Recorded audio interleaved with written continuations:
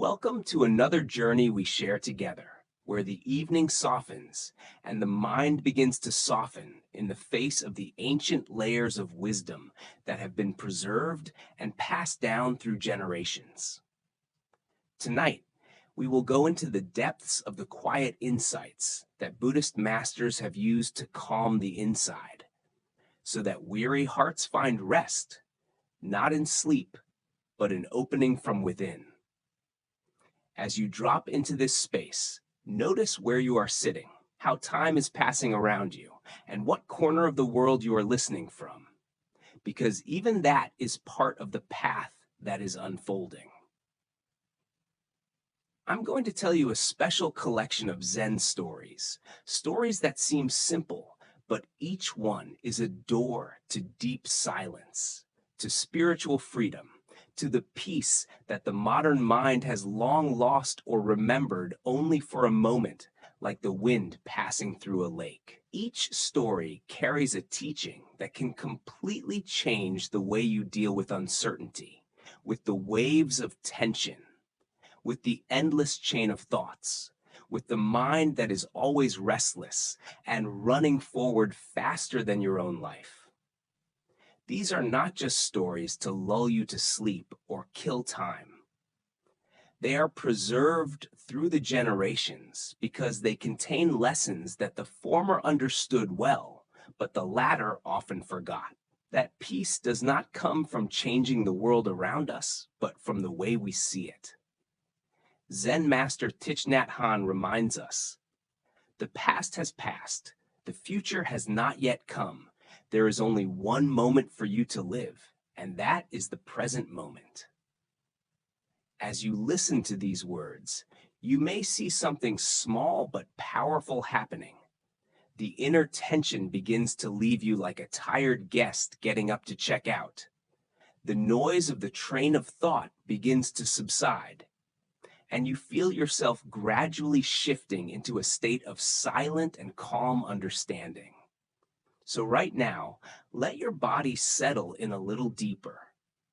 Rely on what is holding you up.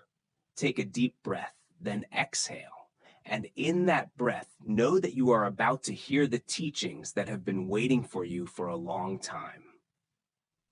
The first story will take us to the humble hut of a Zen master who lives in the midst of nature, who considers heaven and earth to be his teacher. It's the story of Rion and bamboo shoots.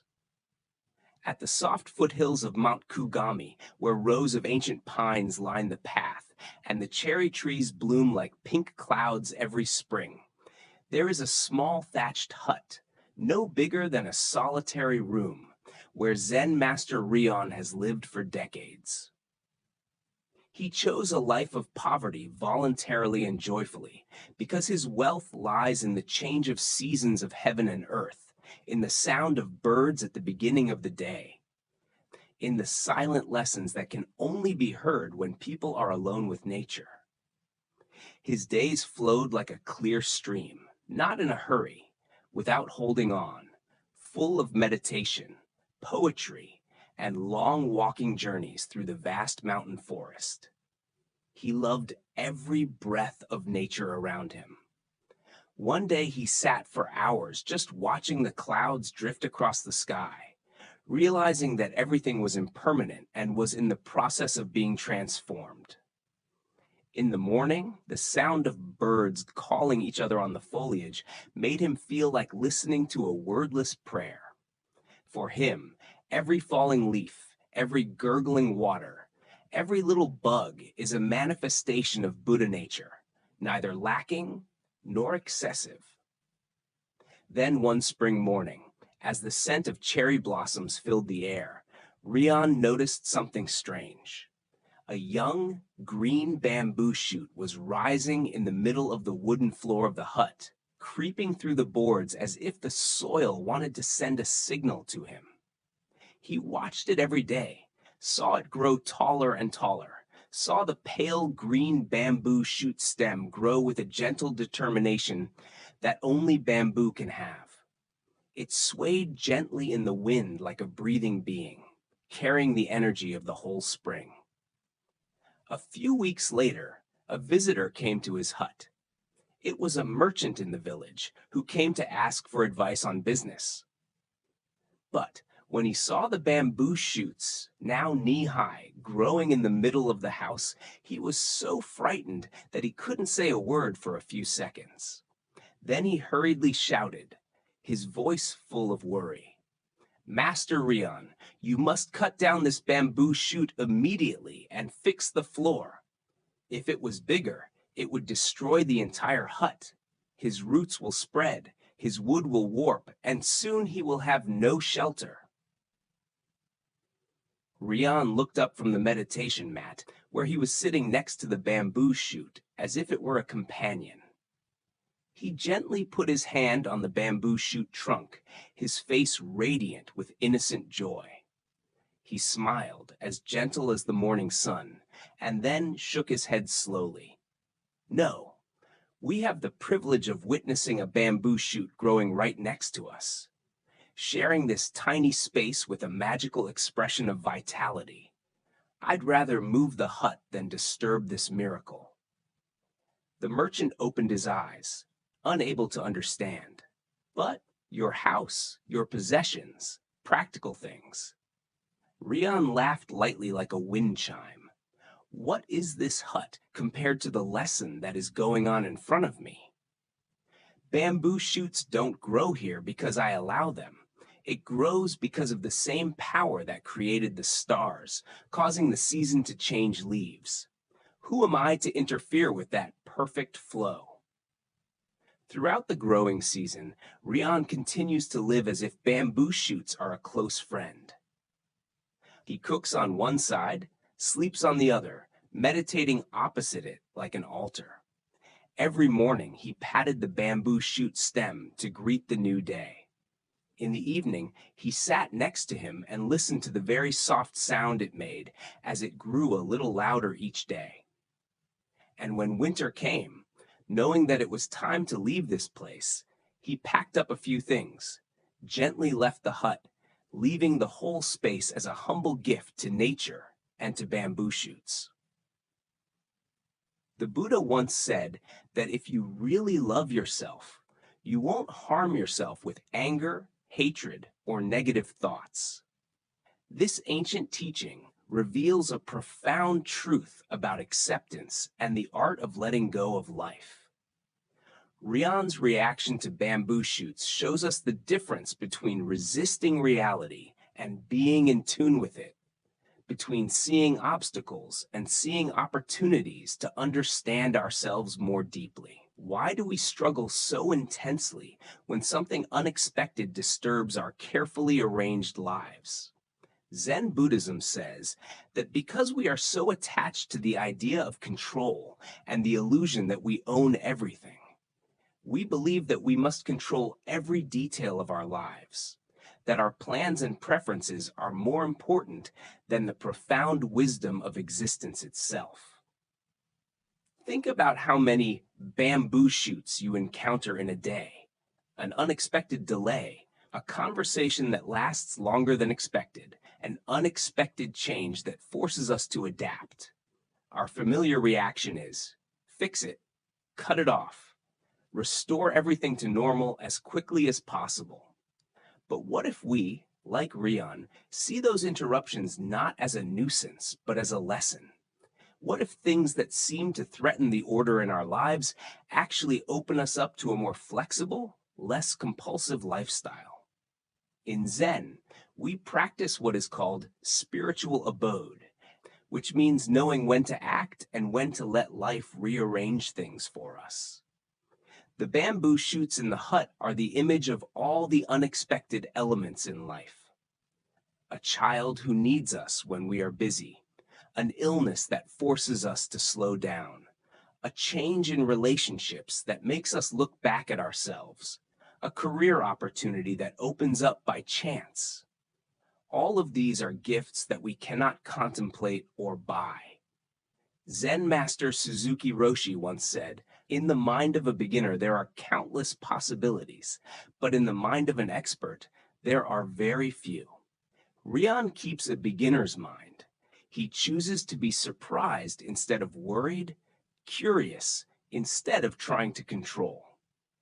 This lesson stands in stark contrast to the modern man's obsession with optimization, of performance, of having to make things happen according to plan.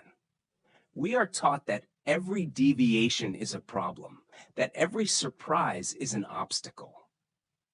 But Rioan shows that the biggest lessons don't come from what we want, but from what we find ourselves. The Buddha taught that nothing is eternal. Everything is changing. Existence is the process of becoming.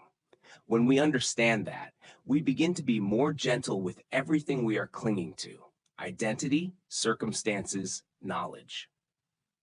We realize that the hut we call our present life is also just a temporary shelter, never a permanent fortress.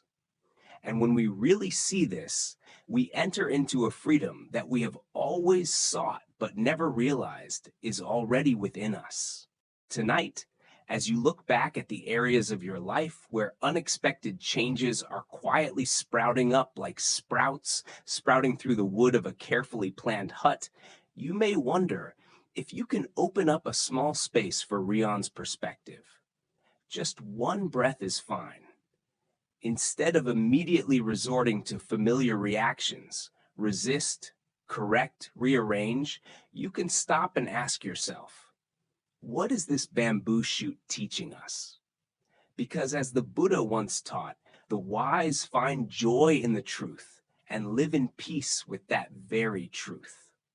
Sometimes, the truth that brings us the deepest peace is the realization that we are not the architects of existence, not the designers of every stroke of life, but just a grateful element walking on the magical journey that unfolds before our eyes. When you understand that, the pressure dissipates, the tense tendons in your mind become as soft as the earth after the rain. And you begin to see that life is not something waiting for you to control, but something that invites you to cooperate, to rhythm, to go together. And now, in that gentle flow, let's move on to another story, a story of silent practice, of wisdom hidden in the simplest of seemingly simple tasks, where the true nature of purposeful action is illuminated through the image of an old monk and his weed garden. In the tranquil courtyard of an ancient mountain monastery, where centuries of mindfulness practice have scraped stone by stone into flat paths that lead through gardens that are carefully preserved like living scriptures, resides an old Zen master whose presence as the very embodiment of patience and compassion gathers in one human being. At the age of 80, his back was bent down like a willow branch gently bent by the wind of life, and he could be found early in the morning when the sun had not yet peeked out of the bamboo tops with a small wicker basket in his hand, which had faded over the years, but was as durable as its owner. The monastery's garden is a beautiful testament to mindful care. With straight rows of vegetables, soft, humus-rich soil, surrounded by stone paths that generations of monks have carefully laid down one by one. Morning glory vines crawl onto the wooden trellis. Small purple flowers bloom like morning smiles, and the sound of the bamboo fountain rhythms as steadily as the breathing of the garden itself. The air carries with it the smell of the growing earth, making every breath of a passerby become a reminder of life going on. Every day, the old Zen master begins his weeding work with slow but deliberate movements, as if each movement has been imbued with a meditative quality, turning the simple work into a silent ritual. He knelt down by each tree, gently loosened the soil around the weeds with his rough fingers, and lifted them up to the roots respectfully, as if they were creatures to be treated with reverence. He placed each bush of grass in a basket, as if it were the small gifts of life returned to the soil. One sunny morning, as the sun passed through the bamboo canopies like liquid honey, a young monk who had just arrived at the monastery approached the teacher. The young novice was full of energy and enthusiasm, eager to prove his dedication, and for days silently observed the old monk with a mixture of anxiety and confusion. In his mind, his slow and laborious work only made him think of inefficiency, of being able to do it faster, better, more completely. In the end, he couldn't help but speak, bowing his head deeply, but in a voice full of enthusiasm. "Master Bai, please let me take on this job. I am young and healthy. My back doesn't hurt, my hands are fast. In just one morning, you can clean up this entire garden. You can rest in the shade. You won't need to weed for weeks, maybe months." The old Zen master stopped his hand, and a small weed was still between his fingertips. He looked up, looking into the eyes full of the young man's desire to be useful. He saw in that eye the very image of himself decades ago, a fire that wanted to do, to prove, to be useful, to see results. His eyes, clear with kindness that had been honed over time, lit up like the sun gently shining on the surface of the lake. Then he asked in a voice as soft as dew on a leaf, "And then tomorrow, what are I going to do?" The question falls into space like a temple bell, so simple that the listener feels something strange but cannot immediately grasp it. The young monk opened his mouth to answer. Perhaps that there would be other things to do, or that he could rest, or that life had too many tasks to accomplish. But it was the old monk's silence that stopped him. In that silence, there was something thick, deep, and soft, an invitation to look deeper into the layer of meaning that he had not yet seen. Then the old Zen master gently placed the weed stalk in the basket as if it were a precious gift, and bent down to continue his work, as if the question just now needed no answer, for it contained the answer in itself. The young monk stood and watched, watching his slow, regular, unprompted movements. He realized that he wasn't trying to complete a task to get a break, nor was he impatient to see the results. He is present with every beat of his hand, every breath, every stalk of weed. His hands moved with a sensitivity that could only be honed through years of practice, as if he were talking finger to each plant in the garden, as if they were friends he had known for a long time.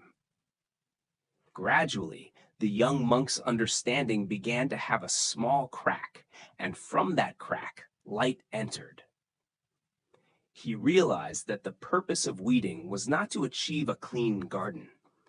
The old Zen master does not work to advance to a state of fulfillment in the future. He is living every moment of his work, in his bending down, in the lifting of his hand, in his breath with every movement, as if every moment is complete and worthy of being lived to the fullest. Weeding, for teachers, is not a means to achieve results. It's the way itself. Standing in the morning sun, witnessing the ancient rhythm of care and awakening, the young monk suddenly understood that he had been asking the wrong question all this time. He puts the emphasis on performance, on speed, on perfection. But he lives in a different question: how to be fully present with each of the things that life has to offer. He understood that what he was teaching him was not how to garden, but the art of existence, the art of being fully present in whatever appeared in the day. Because the Buddha's wisdom once reminded us that what we plant in the soil of contemplation is what we reap in the harvest of action. And the harvest of the old master is peace, harmony, unshakable leisure, all stemming from the fact that he sows in every movement pure awareness. As the young monk stood there, Watching him continue his weeding work with the peace radiating from every movement, he suddenly realized the difference between doing and being present, between completing a task and living every breath to the fullest. And in that moment, the garden suddenly became larger, deeper, as if it was opening not to nourish the vegetables, but to nourish himself, who was beginning to understand that the path to enlightenment was sometimes just under the fingers that were touching the soil. The old teacher's question opens up a quiet but profound truth about the nature of spiritual practice and the art of purposeful living, a truth that most of us only vaguely feel in the midst of the hustle and bustle of modern life. As his story spreads, it's clear that today's world has trained us to see most of life's little things as obstacles, things that must be cleared quickly to make room for what we call real life, rather than seeing them as magical opportunities to return to presence. We wash the dishes in a hurry, thinking about what to do when the dishes are clean. We brush our teeth, make coffee, change our clothes in the mood of being in a race. We see the small tasks of the day as doors that must be passed quickly to reach the moment when we can finally relax, finally live, finally fully present. But why does a seemingly simple thing, finding meaning in everyday tasks, become so difficult? Zen Buddhism says that our minds are conditioned by productivity and achievement. We grow up with the idea that value comes from accomplishing, reaching, overcoming, from pushing ourselves fast toward the future.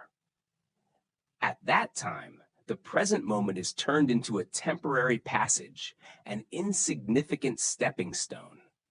Meanwhile, the old teacher just bent down to weed every morning as if it were a prayer, as if the grass contained the whole universe. When we observe, what exudes is not efficiency, but wholeness. He didn't try to clean the garden permanently. He didn't need a perfect or lasting result. What he needed was the repetition of this moment, the opportunity to touch the ground, to be mindful of every movement of the hand, to practice patience, tenderness, attention. When the young monk offered to clear the entire garden in one morning, the offer was motivated by kindness, but at the same time reflected the illusion of speed, that faster, more, harder means better. But the teacher only asked, "So can I do it tomorrow?" A simple question, but it contains the depth of a lifetime of practice. Because if the garden is completely cleaned, where will he put his mind tomorrow? What will your practice cling to? We young people often want to finish, but teachers want to continue. And in that continuity, each day becomes an opportunity to return to the present. Zen master Thich Nhat Hanh once said that washing dishes is not only to have clean dishes, but to wash dishes. Because while our hands are on the warm bowl, the water flows through the skin. The breath goes and goes. We are living. If we only think about the next moment, we lose the very moment that embraces us.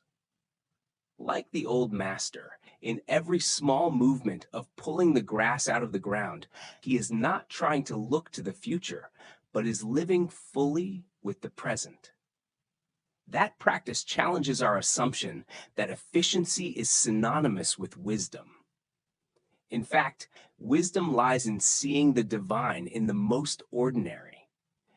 Everything we consider to be chores, folding clothes, washing dishes, preparing morning tea, sweeping leaves in front of the porch, can become meditation if we put presence in it. When we just work to accomplish it, we empty the present moment. When we work to live in every move, life becomes naturally enriching.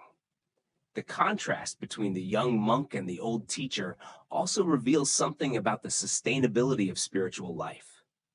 Can the approach of young people, strong, fast, drastic, be maintained? When the garden is cleaned of grass in one morning, what is left to practice in the following weeks? Meanwhile, the teacher's gentle perseverance every day can continue for a lifetime, never exhausted. It shows that profound transformation does not come from a single intense effort, but from countless small moments of being fully lived. Ask yourself, what small action can we choose today to do with the attitude of an old teacher? It can be making a pot of tea and feeling the steam rising, the sound of running water, the gentle scent. It could be folding the shirt with a very slow observation, feeling every soft line of fabric between the fingers. It could be arranging your desk as a small ritual to start the day. What if we don't do those things to end quickly, but to be present while we do them? Perhaps we will realize that peace is not what we find after we have finished everything, but what awaits us in the very moment as soon as we do small things with an open heart. The Buddha taught that better than 1,000 empty words is a word that brings peace. The old teacher's daily weeding is that silent word. The word is uttered not by mouth but by action, not by sound but by presence. And every blade of grass lifted out of the ground is a lecture of patience, of lightness, of the beauty of the simple things that we often pass over. If we are willing to stop, to look, to breathe, then even the most ordinary things can become the door that leads us back to ourselves. The next story takes us to a quiet pavilion on the grounds of an ancient temple, where silence is not just the setting, but becomes the greatest teacher. The temple has been standing there for centuries, the wooden floors cracked by time, the dark wooden beams that seem to contain the breath of countless generations of people who have sought a way out of the insecurities of their minds. In the middle of the stone paths paved by the footsteps of the meditators, where the fragrance of chrysanthemums and camellias wafted in the wind, there was a small shade that almost blended into the shadow of the trees, where the abbot nun stayed. Her presence, as still as the surface of a lake in the morning, always makes people feel like they are standing in front of a space without borders. Among the people who lived at the temple at that time, there was a young student who had only been here for a few months. The boy carries in his heart a serious devotion, a burning determination that young people often have when they believe that enlightenment is just a battle with their own minds. Day after day, he sat on a meditation mattress with his jaw clenched, his back so straight that it seemed like his spine was about to break, his breath forced as if he could conquer silence with the power of will. But instead of finding the deep silence that his teachers had referred to, his mind became more and more chaotic. Thoughts don't stop pouring out like a swarm of angry wasps. Old conversations echoed in my head. Worries about progress swept him away from the present. Doubts about his own abilities rose like a storm, making his heart more and more blurry. The more he tried to suppress his thoughts, the more intense they became, like trying to push the surface of the water down so that it was flat. The more he pressed, the more turbulent the water became. Late one afternoon, when the last of the light was fading out on the curved roofs of the meditation halls, he went to the abbot. She was sitting in the library of the temple, her figure so peaceful that she seemed to be unable to distinguish between people and the shadows of the sunset gathering behind her. "Master," he said, his voice trembling with frustration, "I've tried so hard. I sat in meditation every day, trying to force myself to be still, but my mind wouldn't listen. I focus on my breath, but for a moment I get lost in thought.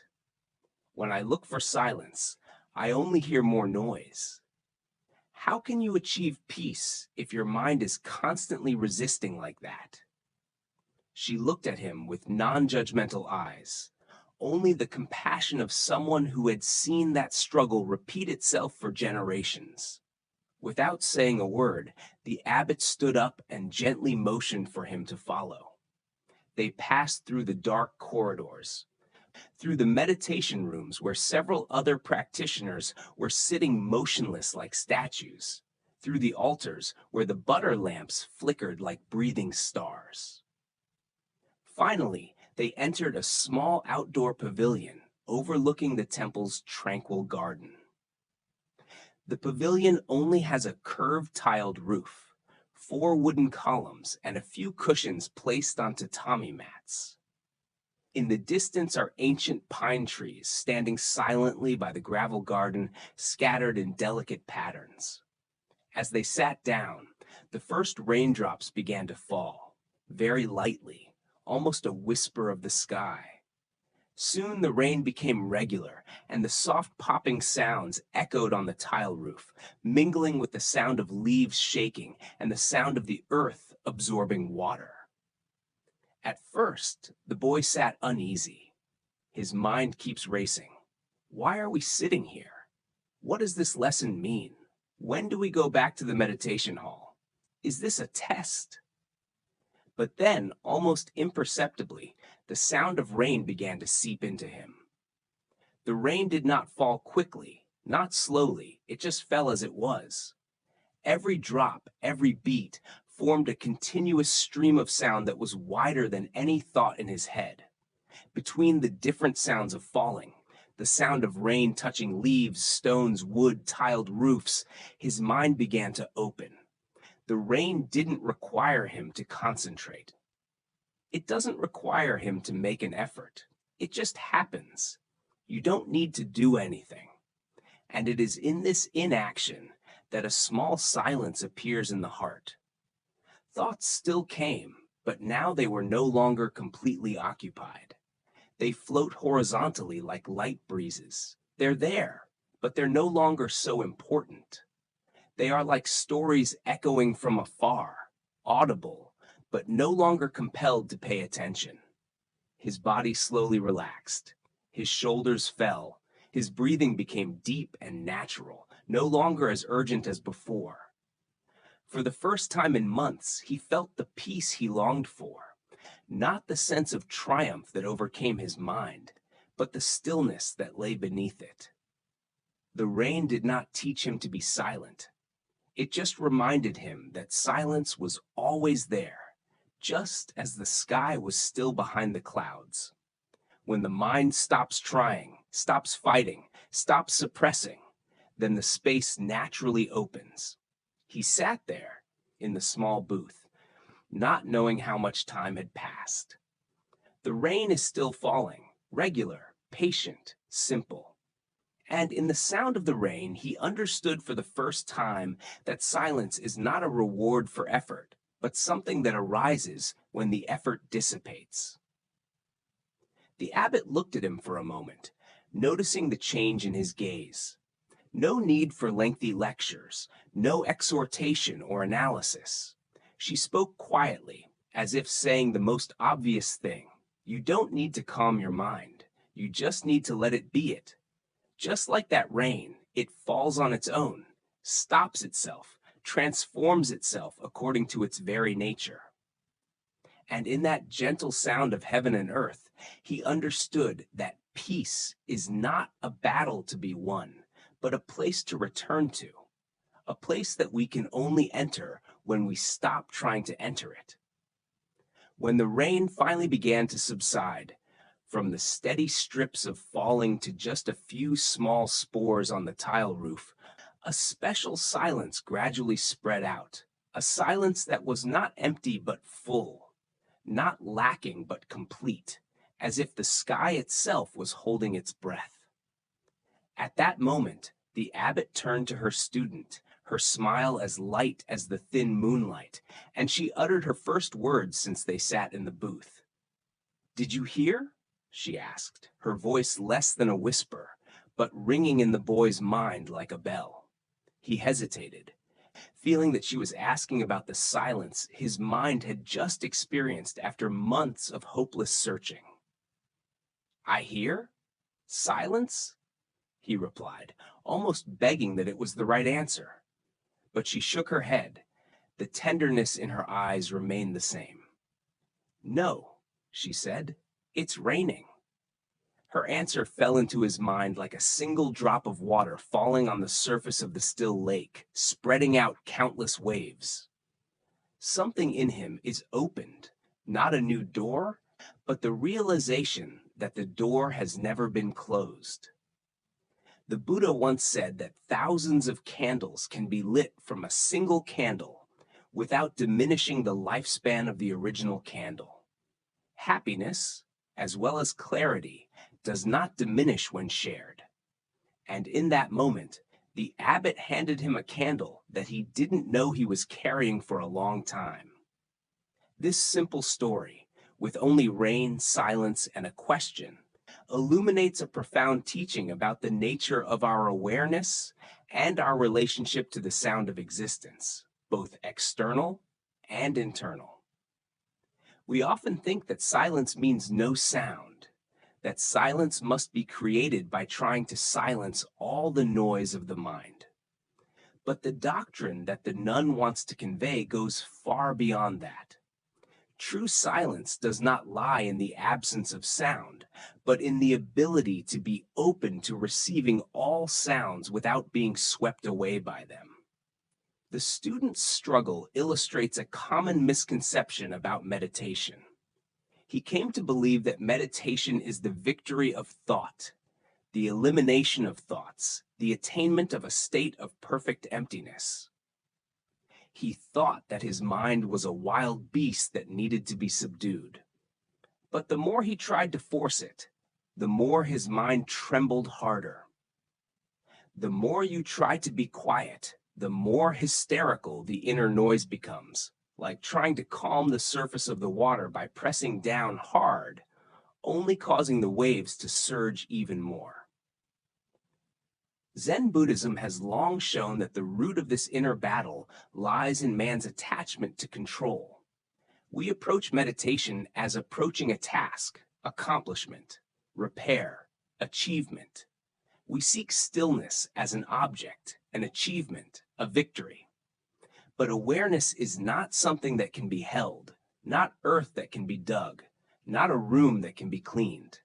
Perception is like space. The more you try to grasp it, the more it slips out of your hands. Then there is a second misconception, the notion that thought is an enemy, an obstacle that must be eradicated. The boy believes that every thought that comes up is a failure, proof that he is not progressing. But as the abbot pointed out by experience rather than teaching, sounds, outside like rain or inside like thoughts, are inherently no problem. The real question is not how to drive them away, but how to relate to them. As he sat in that booth, his mind was racing as usual at first, full of questions, doubts, and confusion. But then the sound of rain, regular, spacious, selfless, began to draw him into its rhythm. No trying, no pushing, simply being present. Instead of asking him to focus or make an effort, the rain invites him to surrender to the awareness of listening. Thoughts don't go away, they just lose power. They float like leaves on a stream instead of like rocks blocking the way. What he found was not a silence without thought, but a greater awareness than thought. And that is the transformation. In Zen practice, this state is called non-selective awareness, a conscious, receptive quality where every experience can arise without being immediately judged as good or bad, should or should not. It is not passive surrender, but inner spaciousness, like the booth where they sit, not resisting the rain, nor running after it, only allowing it to exist. The Buddha once taught that peace comes from within. Don't look for it outside. But most of us, like that student, still seek peace as something to be possessed, an achievement that must be achieved by getting rid of what is going on in our own minds. The abbot led him to the opposite. Peace is not the reward of control, but the nature of awareness when we no longer resist experience. Rain is the perfect teacher for this lesson. It falls without effort. It makes sounds unintentionally. It changes its rhythm with the wind without calculation. In its sheer spontaneity, it reveals what man spends a lifetime pursuing, the ability to simply be himself. Our thoughts and emotions are the same. They arise naturally in the mental space. But suffering comes when we resist them, when we continue to believe that the present state is not allowed to exist. Zen master Alan Watts once said, "You are a hole through which the universe is looking and discovering itself." What the boy discovers beneath the sound of the rain is that vulnerability. An open awareness that listens to both the rain and his thoughts. Without bias, I don't oppose anything. It wasn't his creation. It's been there from the beginning. All he did was stop covering it. This story also shows the subtleties of authentic spiritual guidance. The abbot didn't talk much, didn't explain, didn't give a method. She knew that the theory would only make him try one more time to get it right. Instead, she creates circumstances, spaces, and moments for natural perception to reveal itself. It is a teaching that does not come from words, but from reality. It is the wisdom of teachers who have understood that sometimes what we need is not an explanation for the truth, but an opportunity to encounter the truth. As the boy sat there, listening to the rain fade away, listening to the silence filling, listening to the abbot's question as light as the wind, he realized that what he was looking for had never been absent. The silence he thought was the destination turned out to be just the substrate that was always there, even when his mind was at its noisiest. The rain somehow had taught him that there was no need to dismiss thoughts to find peace. Just don't lose the awareness of knowing that thoughts exist. And in that realization, what he had been pursuing for so long came without being chased. Because peace is not something we achieve. Peace is what reveals when we stop trying to achieve anything. Tonight, as you allow yourself to rest in whatever sounds are around you, whether it's the sound of real rain knocking on the roof, the sound of traffic rolling through the street, the constant murmur of machinery, or the silent echoes of the mind speaking to itself. Can you try the approach that the abbot once used? Instead of trying to achieve silence as a goal to be conquered, can you try simply realizing that the awareness that is listening to those sounds was present before you began to search, and continues to be present even when your mind is floating in anything? The Buddha once taught that in the sky there is no boundary between east and west. Only people draw the dividing lines in their minds and believe that it is reality. In the same way, the distinction between silence and sound, between peace and mental activity, between static and dynamic, does not persist in direct experience, but exists only as concepts erected by the mind. When you realize this, you also realize that the peace you thought you had lost has never left you. From that lesson, we move on to another story of Zen Buddhism, the story of impermanence that is as beautiful as a final breath that touches all existence.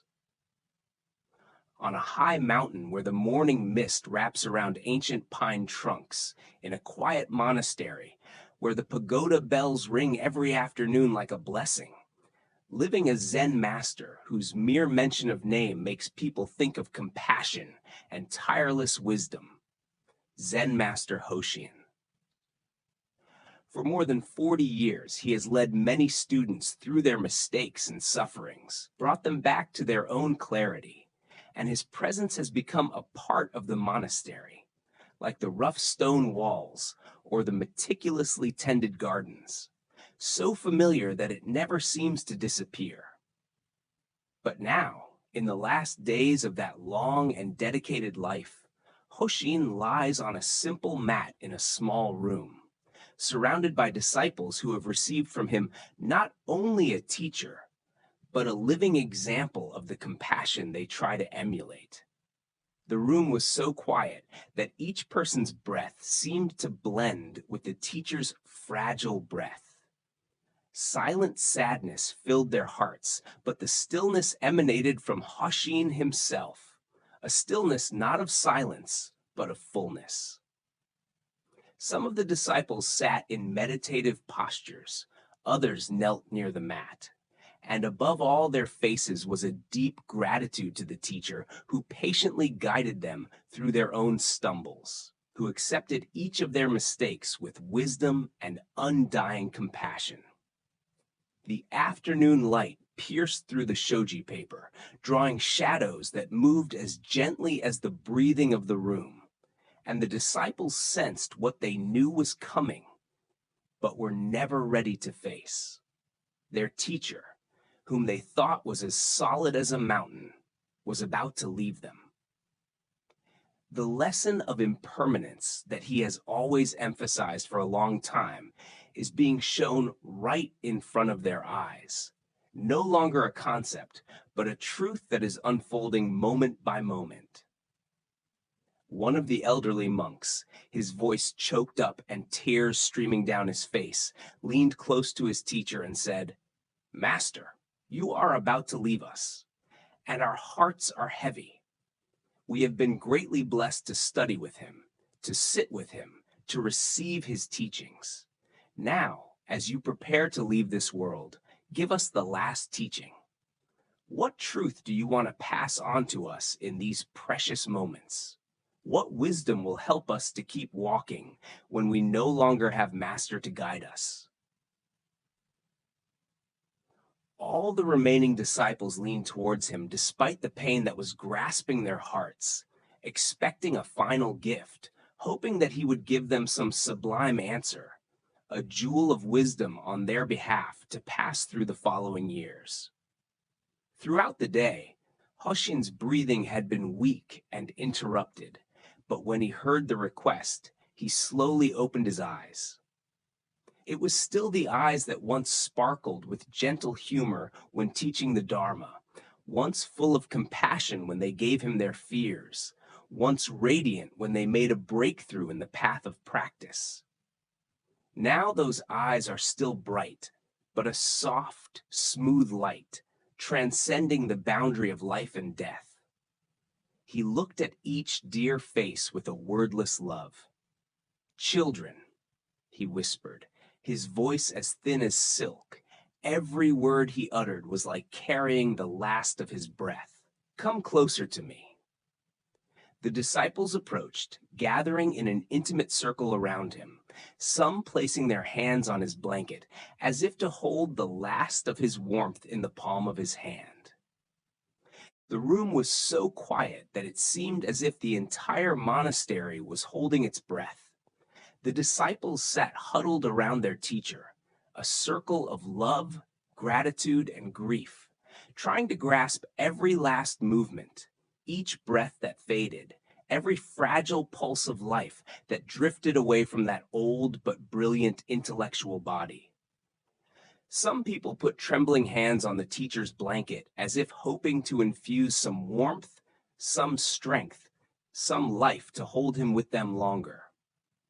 Others just leaned closer, their eyes wide open, afraid that with just one blink they will miss a teaching that they know will become the most precious jewel of their religious life. The shadows on the wall also seemed to stop moving, as if the whole room, and perhaps the mountain outside, were listening intently. A sacred solemnity spreads, like the moment before sunrise, when the light has not yet appeared, but its splendor is already present. With all his remaining strength, Master Hosen slowly opened his eyes. In those eyes, dimmed by age but still containing that strange clarity, was the endless tenderness that his disciples had sought for over the decades. A gaze that could make one feel understood, embraced, and liberated in just a moment. He took a deep breath, but breathing became a hard task. And then, in a voice so low that everyone had to lean closer, he said, "This world." He stopped, trying to gather his strength. Like a dream in the night, he stopped again, like a bubble floating on a stream. Another silence, like a lightning bolt that illuminates the summer clouds. His voice trembled more, but retained a compassionate softness, like the flame of a flickering lamp, like a ghost that appears and disappears, like a shadow without substance. When the last words left his lips, an almost invisible smile crossed his face. And then, very lightly, Master Hosen closed his eyes. It was all like a wave that quietly pulled away from the shore. He left the world with the same virtue in which he had lived, quietly, completely, and full of wisdom. In that moment, death is no longer the same as death. It's like a door that is opened without making a sound. His face became miraculously serene. Not the serenity of sleep, but the serenity of the man who had crossed the other shore and brought with him absolute insight. The disciples sitting around him, who had only a few minutes ago been trembling with fear of loss, suddenly felt something spread in their hearts. No one said anything. No one can say. But in that moment of silence, the sadness that seemed to engulf them suddenly dissipated. It doesn't disappear. It just dissolves, like the morning mist that fades as the sun rises. A gentle understanding spread throughout the room. His final teaching was not in the words he said, but in the very way he left. They realized that the lesson is not about loss, but about the fragile beauty of existence. The teacher they loved taught them impermanence hundreds of times in the Dharma talks, in simple stories, in the way he tended the garden or poured tea. But it is only now, when he himself becomes the living expression of impermanence, that they really feel it. It is no longer a concept, but a truth that permeates both the heart and the marrow. The ancient wisdom of Buddhism teaches that all sentient phenomena are impermanent. The Buddha himself left the last words, "Be diligent." Not a complaint, not a grudge, but a transmission of a way of life. And now, Hosen has conveyed that in the fullest way. Impermanence is not a tragedy. Impermanence is the truth that sets us free, if we look at it directly. Why does impermanence hurt us so much? The disciples sat there, each facing the question left by their teacher. Because we want to hold on to what we love. We want joy to stay. We want people to stay. We want comfort and familiarity to stay. We think that if we hold on tightly enough with desire, will, or fear, we can make those moments eternal. But it is that clinging that is the source of suffering. It's not that change hurts us, it's that we resist change. The images I just mentioned, dreams, water bubbles, lightning, lights, ghosts, are not meant to evoke sadness. They are a mirror of real life. Thoughts also come and go. Emotions also come and go. Bodies, possessions, fame, even what we believe to be the most solid, are all temporary manifestations of the vast current. Not for us to be cold, but for us to appreciate every moment we have. The disciples realized that what made them love him did not disappear. His compassion awakened compassion in them. His wisdom sowed the seeds of wisdom in them. His presence taught them the very way to be present. These things, independent of the teacher's body, will continue to live in them forever if they nurture it.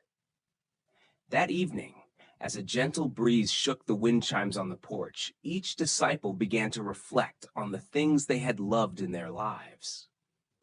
They understand that love is not about holding on, but about opening up. It's not about trying to keep the beautiful thing. It's about allowing it to come and go, and to appreciate it more deeply by its own transience. Preciousness lies not in eternity, but in finitude. It's like morning dew sparkles, not because it lasts for a long time, but because it's beautiful in that brief moment.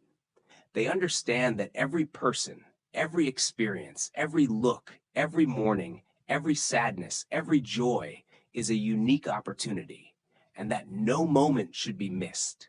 No one should be taken for granted. No words of love should be delayed. In that stillness of the night, when his serene face still glowed in their memories, one by one they realized what he had probably always wanted them to understand. Impermanence doesn't take anything away from them. Impermanence teaches them how to love more deeply, to live more authentically, more fully present. And they know that from now on, every moment of their lives will be seen with the eyes that he has opened to them. Not eyes that seek eternity, but eyes that appreciate what is. Because as the Buddha taught, the most precious of all things is this moment, and no moment should pass without being aware of its value. That summer, when the southern sky was dyed a soft blue as if sinking into its own breath, the pathfinders to Master Bankai's temple once again appeared from across the distant countryside. The dirt road leading to the temple grounds, which had been quiet all year round, suddenly became bustling but also solemn, as if even the dust of the road, lifted by the footsteps of the pilgrims, carried a quiet consciousness. This is the famous teaching season of Bankai, the Zen master, whom people in the region whisper a half-reverent, half-intimate name, the teacher of the unborn mind. No one fully understands why they call it that, only that every time Bankai speaks of the unborn mind, something seems to open in the listener's heart, as light as a gentle door that gently opens its light, but as deep as a bottomless abyss where each person sees himself for the first time.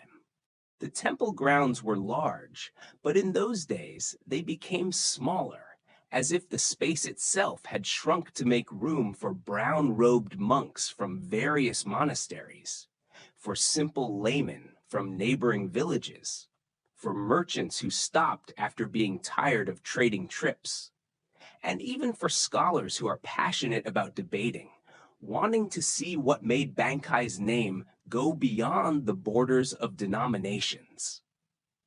The atmosphere in the courtyard was a strange mixture, solemn but not tense, noisy but filled with tranquility. Those who have heard Bankai speak say the same thing. His words have a frankness unlike any other teacher, simple but not superficial, rustic but not shallow. He does not quote obscure scriptures, does not rely on mysterious metaphors, does not require his listeners to have profound knowledge or a subtle soul. He spoke only in the language of a man who was looking straight at the nature of things, and so anyone could understand. This style is in stark contrast to many of his contemporaries.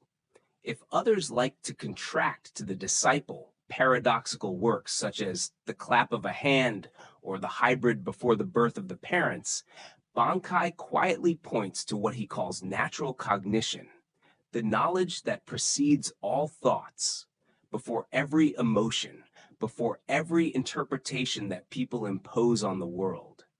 He called it the unborn mind. Because, as he says, it is not created by anything, nor is it altered by anything. It is always there, in the moment of hearing, looking, breathing, And because it was never born, it is never destroyed. That afternoon, the sun shone down on the foliage, scattering on the courtyard a soft light that seemed filtered through the breath of the forest. Everyone was silent, only the sounds of ticks and birds scattered in the distance. Bankai sat on a simple wooden platform, his back straight and his eyes squinting slightly, as if he were talking to the wind rather than to a man. But when he spoke, the sound immediately went through the crowd like a stream of cool water flowing through all the troubles of those sitting there. "You don't have to create Buddha nature," he said, his voice as soft as the sound of falling leaves, but very clear in the silence. It was present in this very moment of listening. When you hear my voice, when you see the sunlight through the branches, when you feel the breath coming in and out, perceiving these things is Buddha nature. The crowd listened as if hypnotized, or rather, as if awakened from a long sleep. But at that moment, just as the sermon was opening up a quiet space, a figure suddenly stood up in the middle of the crowd. It was a monk of another sect, known throughout the region for his debatable nature and defiance of any teacher he deemed to be unconformable to the orthodox traditions of his sect. His face flushed, his eyes burned like embers blown by the wind, and his voice rang out almost as much as the birds on the branches. "Master Bankai!" he called out loudly, causing the temple yard to shake as if a stone had been thrown on the surface of the lake. He taught that our original mind is the Buddha and that it is perfect as it is. But if that's true, then why do I, and how many people here, experience anger? Why is there greed, selfishness, and jealousy? Why do I sometimes hold grudges and act and later regret it? If I had really been born with Buddha nature as you said, then those negative emotions certainly wouldn't have existed. Then, isn't your doctrine wrong? A wave of agitation spread through the crowd. Many people have wondered the same thing, only they don't have the courage to ask. All eyes were on Bankai, waiting to see how he would respond to the offensive challenge. But Bankai didn't show any discomfort. He looked at the monk as if he were looking at an old friend who had come to visit, his eyes as bright and calm as the unrippling water. Then he smiled, a smile filled with genuine appreciation. "A great question," he said. "Please come here beside me. Let's take a closer look together. I think people will benefit from this exploration." The monk paused slightly, not sure if Bankai was mocking him. But in the silence of 100 waiting eyes, he was forced to step forward, weaving through the crowd. And that's when his pride was put to the test. He accidentally stepped on one person's foot, touched another person's shoulder, and tilted the mattress and food box of several laymen.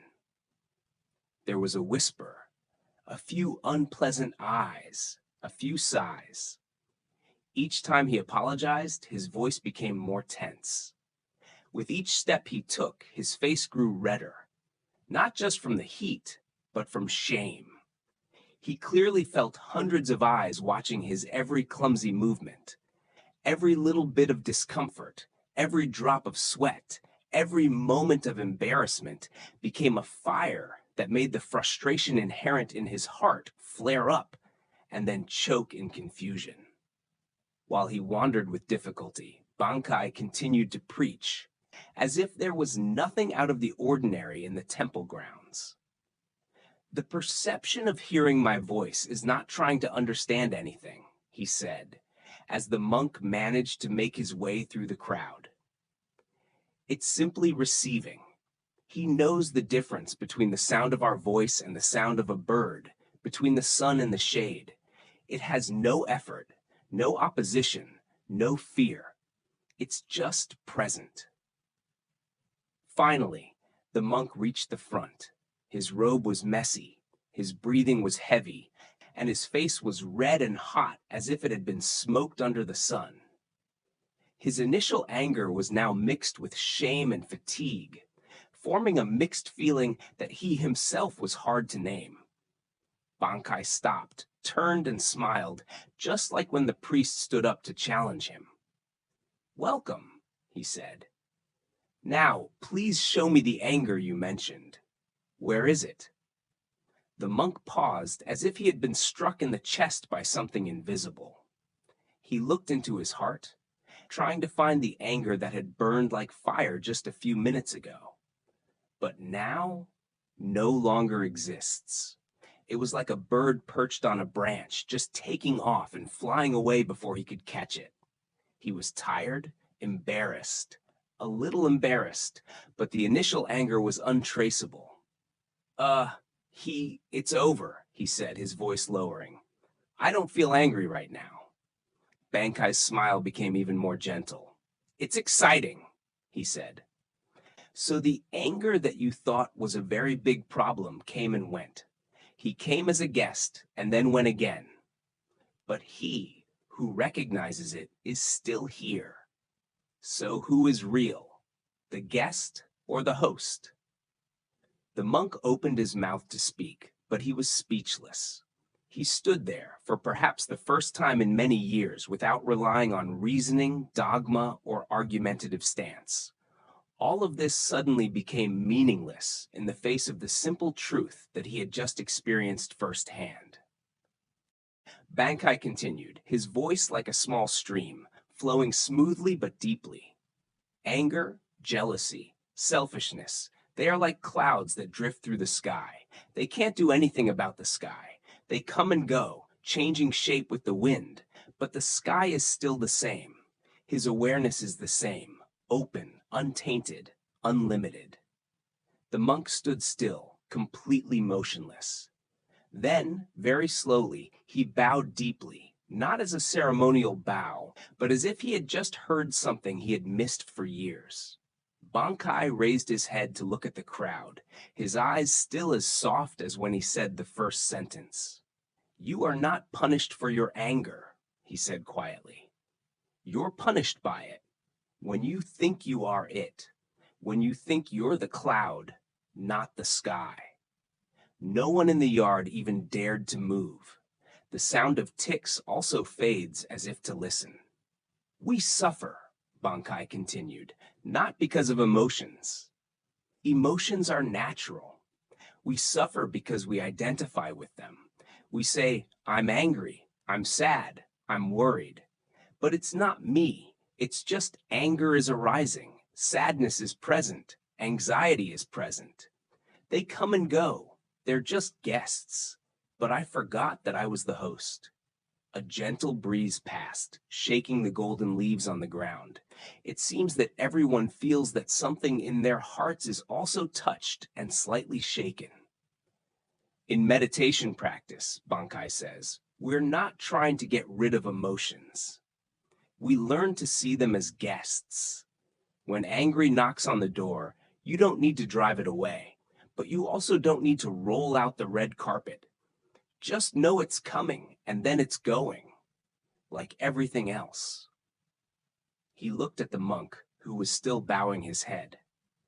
"And sometimes," he says, "what we want to argue about most is what we fear seeing most in ourselves, the instability of both the touch and the eye that clings to them." The sunlight tilted down, covering the temple yard with a gentle yellow color. The whole crowd sank into a strange silence, not the silence of fear, but of the realization of something familiar but long forgotten. "Tonight," Bankai concluded, "when emotions come to your mind, try not to call them me. Just look. Who knows that feeling? Who is a landlord? When you learn that, you will understand what the Buddha taught. Live well, love well, and let go well." He closed his eyes, as if letting his last words dissolve into space. "Letting go," he said quietly, "is not to drive away, but to stop mistaking yourself for the guests." And in that moment, the temple yard seemed to be infinitely wide, as if the entire sky was in the palm of each person sitting there. In the distant mountains where the early clouds often hug the soaring pines, there is an ancient monastery hidden among the stillness of the rocks and the wind. The monastery has for generations maintained a deep tradition of meditation that, according to the sages, is the breath of its own spiritual life. Every afternoon, as the sun recedes its last rays of light from the valley, leaving behind faint pink streaks in the sunset sky, the temple bell rings a distant bass, signaling that the evening meditation time is about to begin. Monks from all over the campus quietly walked back to the meditation hall, calm as small streams of water looking for a peaceful sea. In that space, stillness becomes a special kind of language, in which every breath is felt as an inner reflection. But in this peaceful monastery, there lived an uninvited guest, a gray-haired cat with a cunning demeanor, mischievous eyes that always wanted to tease you with all seriousness. No one knows where it came from, only that one day it appeared as if it had come out of the mist, and from there regarded the whole monastery as its own domain. The cat is not malicious, but it has a habit of causing trouble at the most sacred time, the evening meditation. When the monks began to enter the silence, he would often suddenly run into the hall, meowing loudly, sometimes knocking over the bowl of water, and at other times jumping on one meditation pillow after another, as if to prove his rightful ownership of the place. No one hates it, but no one can concentrate when the animal keeps making such disturbances. At first, the monks tried to endure.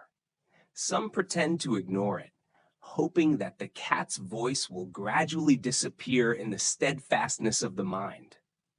Others gently carried it out, but soon it came back in, seemingly having a special ability to pick out the right moment when everyone had just calmed down to continue wreaking havoc. And so on for many nights. The peace of the monastery became as fragile as a candle in the wind, for just one meow of it was enough to make the whole meditation hall vibrate in terms of concentration.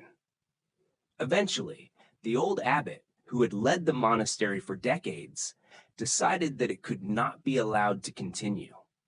He was very gentle and compassionate to even small insects, but the practice of the monastery was something that needed to be protected. One afternoon before meditation, the abbot called his disciples and told him to gently catch the cat every night and tie it to a corner of the hallway with a soft rope, enough so that it could not run around and destroy it, but also not hurt or discomfort it. It sounds simple, but it's actually a balancing act of compassion and the responsibility of maintaining discipline. And indeed, this solution proves to be an instant effect. The cat, after a few days of anger and screaming, gradually accepted that in the evening it would sit and meditate like a cat in its corner.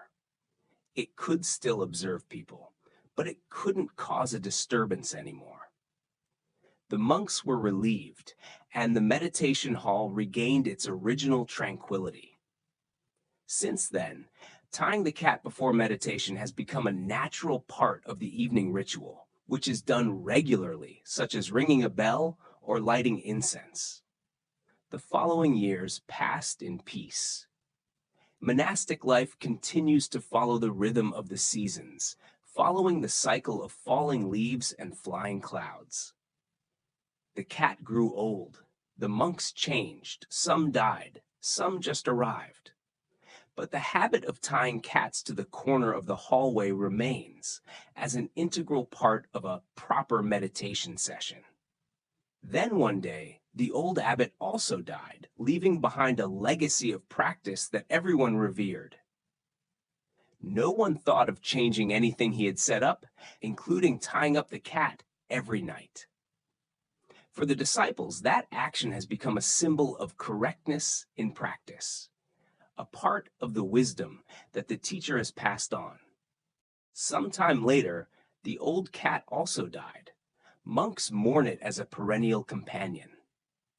But then they were faced with a strange question. Since when did having a tied cat become an essential condition for evening meditation? Although that question flashes through the minds of some people, no one dares to ask because it has been maintained since the life of the old teacher, all of whom believe it has some deep spiritual meaning. So the monks began to discuss the need to find another cat to continue the tradition. They went down the mountain, running to the surrounding villages to find a suitable cat, as if the monastery wouldn't be able to meditate properly without an animal tied to a leash in the corner. When they found the new cat, they continued their evening ritual, tied it up, and then went to the meditation hall. And over time, successive generations in the monastery were taught, each being taught that tying a cat was a sacred part of the tradition. No one remembers the original reason simply to avoid being disrupted. They gradually assigned to this ritual several layers of meaning, that the cat symbolized the wild mind, that the act of tying it up was an expression of taming delusions, that the presence of the bound cat created the necessary atmosphere for meditation. And over the generations, essays and commentaries have been written, meticulously analyzing the sublime meaning of the ritual of tying the cat, as if it were an ancient teaching dating back to the time of the Buddha. Then one day, eminent scholars, spiritual descendants of the first abbot, began to publish massive treatises on the mystical meaning of the cat in the Dharma. They argue that the image of the tied cat is the ultimate symbol of self-restraint, of the process of turning the mind to silence, of the journey to overcome obstacles. These scholars are completely sincere. They believe they are preserving a profound truth. But in those hundreds of years of tradition, no one knows or remembers that tying up the cat was only a temporary solution that the ancient teacher set up to solve a very mundane problem.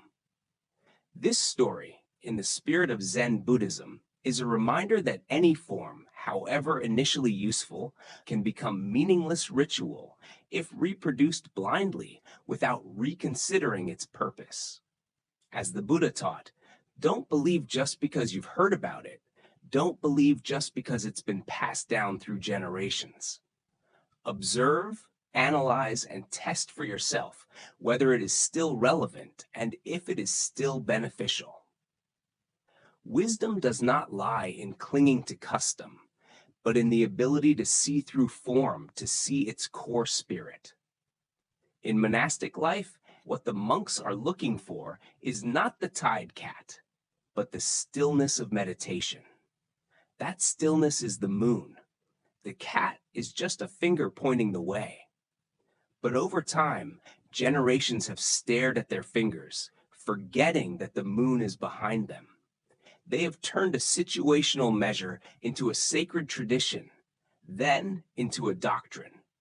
Just like the Buddha's words, the teachings are a raft used to cross a river, not something to be held on forever after crossing the shore.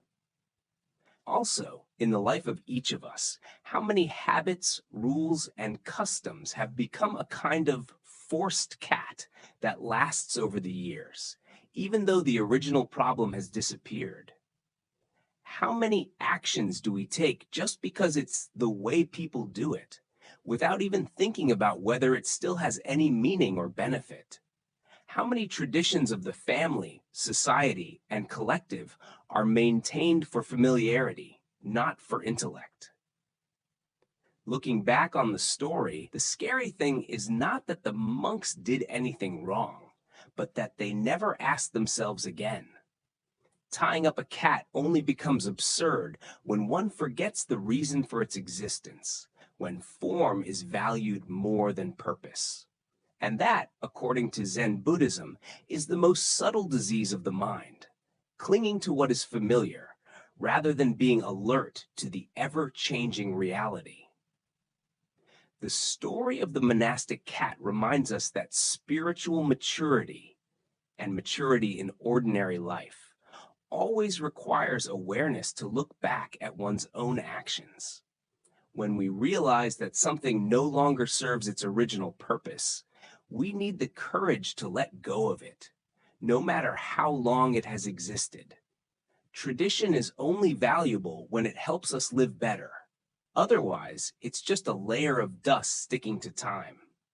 And so, when night falls and you sit in your own quiet space, remember the first cat, the real cat, which once caused trouble for the monks to think of a way to continue meditating. Remember that the essence of every practice is always in the purpose, not in the form. What really helps you stay awake, keep it. What is just a meaningless habit, put it down gently, like how one lets go of a rope that is no longer needed. In a small village, when night falls like a soft velvet blanket that hugs every corner, there is a blind man who is preparing to return home after a long day with his close friend. Together they shared warm tea, deep stories, and a relaxed silence that can only be found among souls who truly understand each other. Now, when the night was late and darkness had covered every winding road, the blind man gently adjusted his cloak, groped his familiar walking stick, and was ready to enter the enveloping night. His friend looked out over the dark streets and couldn't help but be worried, and offered, "Let me give you my lantern so that you can take it with you on the way home. It's especially dark tonight, and there are a lot of obstacles on the way." The blind man stopped, amazed at the thoughtfulness, and then asked softly, "Why do I need a lantern?" He knew I couldn't see the light. Light doesn't help me find my way better than darkness. I rely on my feet, my other senses, to feel and orient. The friend pondered, and then said, "Maybe the lantern is not for you to see, but so that others can see you better, to avoid collisions when they hurry through the dark streets." Those words completely convinced the blind.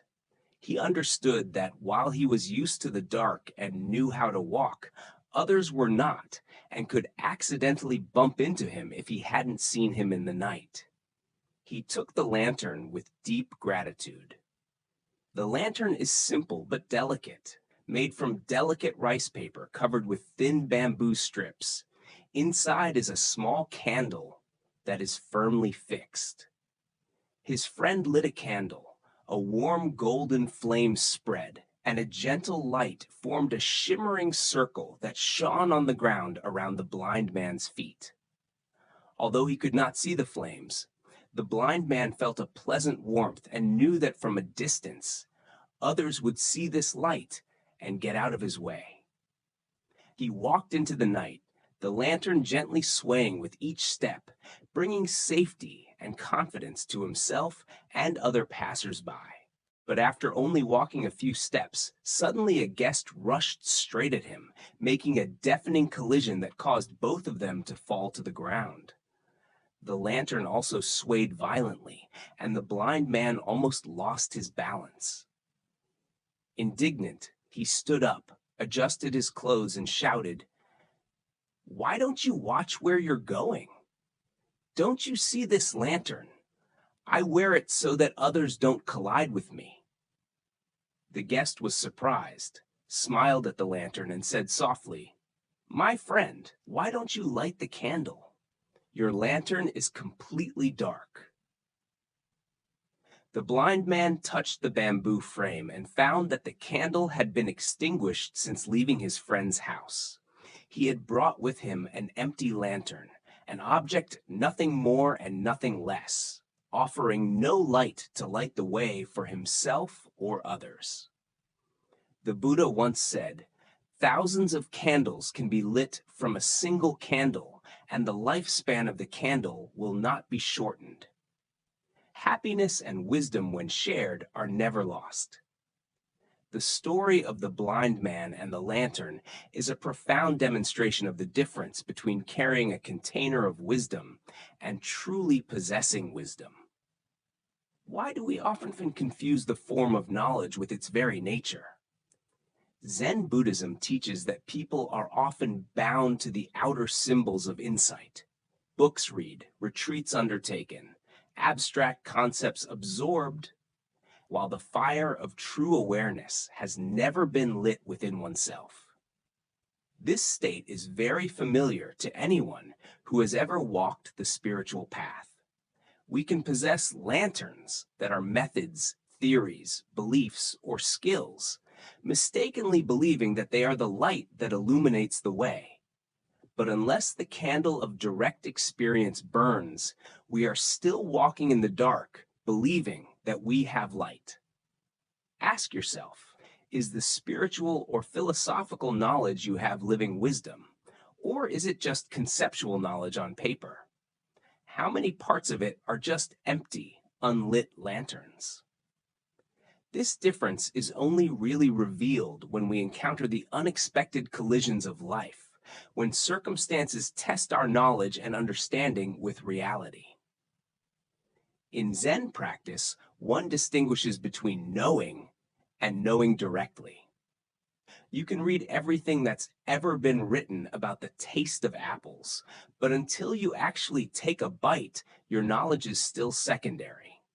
Similarly, we can accumulate vast knowledge of peace, compassion, or wisdom, but never really live those qualities to the fullest. The blind man in the story is very sincere. He really wants to protect himself and others from accidents. But good intentions are no substitute for the candle actually being lit. This is the challenge in every spiritual journey.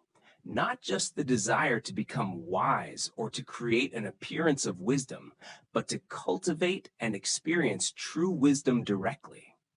Zen Master Dogen once taught, "To study the Buddha's way is to study yourself. To study the ego is to forget yourself." The lantern symbolizes our ego, the image of a wise, spiritual, enlightened person. As long as we are concerned with maintaining this identity as a vessel, the true candle of wisdom has not been lit. The visitor collided with the blind man not to mock, but to point out the obvious truth.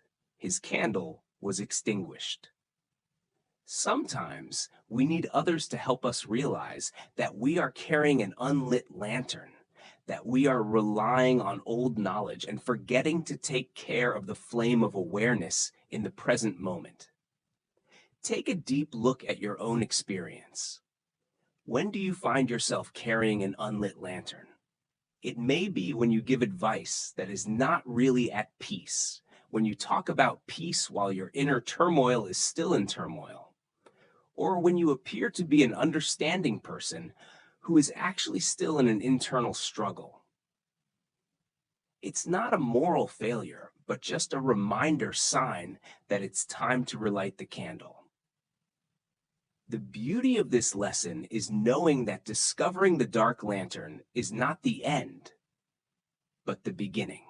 When we realize that we have walked in the dark when we think we have light, we can stop, find the source of the fire, and really illuminate our path.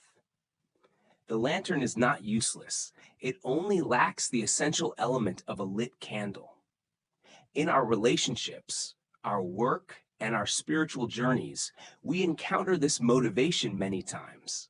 We build external forms, vocabulary, certificates, confidence that are outwardly expressed. But sometimes we lose touch with the original source of life that inspired us. Marriage counselors may have difficulties in their relationships. Teachers may stop learning. Spiritual practitioners may become rigid in ritual. They were all carrying unlit lanterns. The Buddha once taught, "Better than 1,000 empty words is a word that brings peace." A moment of real presence, sincere compassion, or vivid understanding sheds more light than years of accumulating empty theories.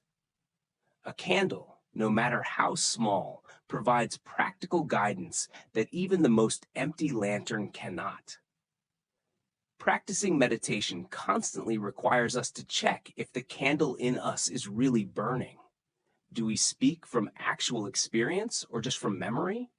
Do we act from present awareness or habit? Are we radiating real warmth and light, or are we just creating the appearance of it? This is not about perfection or never letting the candle go out, because candles are naturally burning and extinguishing, blown out by the wind, flickering and fading. The practice is recognizing when the light is out, humbly relighting it, instead of pretending that it is still burning. Tonight, as you reflect on the roles and wisdom you claim to possess, honestly evaluate which lanterns in your life are actually lit. Where are you bringing true knowledge? Where are you relying on the appearance of knowledge? Are you brave enough to admit those dark lanterns without shame? See them as valuable opportunities to spark true wisdom. As the Buddha reminded, there are three things that cannot be hidden forever: the sun, the moon, and the truth. The shadow of an unlit lantern will reveal itself when it encounters reality. But instead of waiting for the inevitable collisions, we can actively take care of the fire within us, cherishing it as a precious light. Because when it burns, not only are we enlightened, but we also help others find their way. In a peaceful monastery nestled among rolling hills, there was an old master who was known for his patience and deep wisdom. He lived a simple life, always spending time taking care of his young students, imparting valuable lessons about life and spirituality. Among the disciples was a young apprentice who always seemed to carry the burden of incessant complaints about the difficulties and sufferings of daily life. Every morning, the apprentice came to the master with a series of fresh complaints. He talks about meditation being disturbed by noise, about back pain from sitting on a hard floor, about feelings of insecurity and unending depression. His voice carried the weight of someone who had once listed all the small troubles and gathered them into an unbearable burden. The old teacher listened with infinite patience, without a word of reproach or judgment. But day after day, week after week, he realized that words alone could not help the student change his perspective on suffering. One cool morning, as the golden sunlight peeked through the small window of the modest house, the teacher decided to make an unusual request. He looked at his disciple with gentle eyes and said, "Dear student, I need you to do something simple but important today. Go into the kitchen and get me some salt, just a small amount." The apprentice was confused by this seemingly simple task, but obediently went to get some salt. The boy returned with a handful of pure white salt, small crystals in his palm. The teacher continued, "Now, put all that salt in here." He pulled out a glass of clear water, "and drink." The apprentice hesitated. "Master, it seems that this amount of salt is too much for this small amount of water." But the teacher still gently encouraged, "Believe in the process and drink." The apprentice poured salt into a glass of water and saw the white crystals gradually dissolve into a cloudy mixture, which did not look very appetizing. He lifted the cup to his lips, took a sip, and immediately frowned at the bitter, salty, spicy taste that filled his mouth. The teacher asked, "What is his status?" The apprentice replied, "Bitter, terrible. I can hardly bear it." The teacher smiled slightly. Wonderful. Now take that handful of salt back and follow me. The two teachers and students walked together in silence along a small path leading to a natural lake in the middle of the wild mountains and forests. The lake surface is as flat as a mirror, reflecting the clear blue sky, making it difficult to distinguish the boundary between heaven and earth. The teacher stopped and said, "Now, let's drop this handful of salt into the lake." The apprentice stepped into the shallow water, opened his hands, and watched the salt crystals scattered on the surface of the lake dissolve rapidly, leaving no visible trace. The teacher said, "Drink water from this lake." The boy scooped the water in the lake into his hand and brought it to his lips, taking a sip. The water tastes cool and pure, like a spring flowing through the mountains and forests.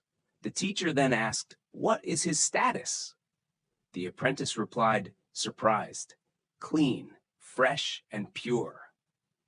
The teacher asked gently, "Have you tasted any salt?" The apprentice stopped, concentrated on feeling, and shook his head. "No, I don't see any taste of salt." The teacher sat down on the smooth rock by the lake and warmly placed his calloused hand on the student's hand. He said, "Dear disciple, the pain in life is like pure salt. It's nothing more, nothing less. The level of pain remains unchanged, but the level of bitterness we experience depends on the container we put that pain in." The apprentice listens attentively with wide eyes, understanding that when we suffer, the only thing we can control is our own reaction. The teacher further explained, "You can choose to be a little glass, where every little grain of salt makes it all suffocating, bitter, or you can expand your awareness to become like this vast lake, where the same amount of salt dissolves and becomes harmless in a much larger whole." He concluded, "Don't make glasses anymore, my friend. Become a lake." The Buddha once taught, "Pain is certain, suffering is optional." These simple teachings contain the core of the complex human relationship with suffering. We cannot eliminate the inevitable difficulties of life, but we have great power in controlling the effect of that pain on our souls. The story of salt and lakes opens up an insight into our consciousness. Our perception is not a fixed entity. It can shrink within a narrow confines like a glass, where all pain becomes so great, so overwhelming, that it overwhelms all other sensations. Or it can expand as a vast lake, where those difficulties become bearable and even insignificant. But why do we often choose to be a glass instead of a wide lake? There are many reasons. First, human instincts tend to be nearsighted, focusing too much on discomfort, causing it to fill our entire perception. Second, it is our habit to proliferate stories around pain, turning a single painful event into a series of stories about life's injustices. Third, our minds often compare the level of suffering to an illusory standard of what life should be, which makes us feel disadvantaged or inferior. The lake view is not meant to alleviate real pain or imply that we must be at peace in the face of all trials. Instead, it gives us a skillful way to face inevitable difficulties without adding to our own pain with unnecessary suffering. As our consciousness expands, we can react to problems in a more creative and calm way, because we are not overwhelmed by negative emotions. Zen master Thich Nhat Hanh once taught, "Thanks to impermanence, everything is possible." From the perspective of the lake, we understand that everything arises and disappears in the vast space of awareness. Today's crisis will become the memory of tomorrow, and we can become a lake thanks to practices that naturally expand consciousness. Meditation encourages us to rest in the wider presence, Gratitude helps us to see experiences that transcend the difficulties at hand. And service reminds us that our pain is part of the common human experience. In the evening, as you reflect on your current challenges, try to feel the difference between experiencing them through the perception of the narrow glass and the perception of the vast lake. What does it feel like to allow your awareness to expand beyond the intensities of difficulty right in front of you, to include the broader context of the present moment? As the Buddha taught, if you want to understand your mind, sit down and observe it. If your mind is clear, happiness will come.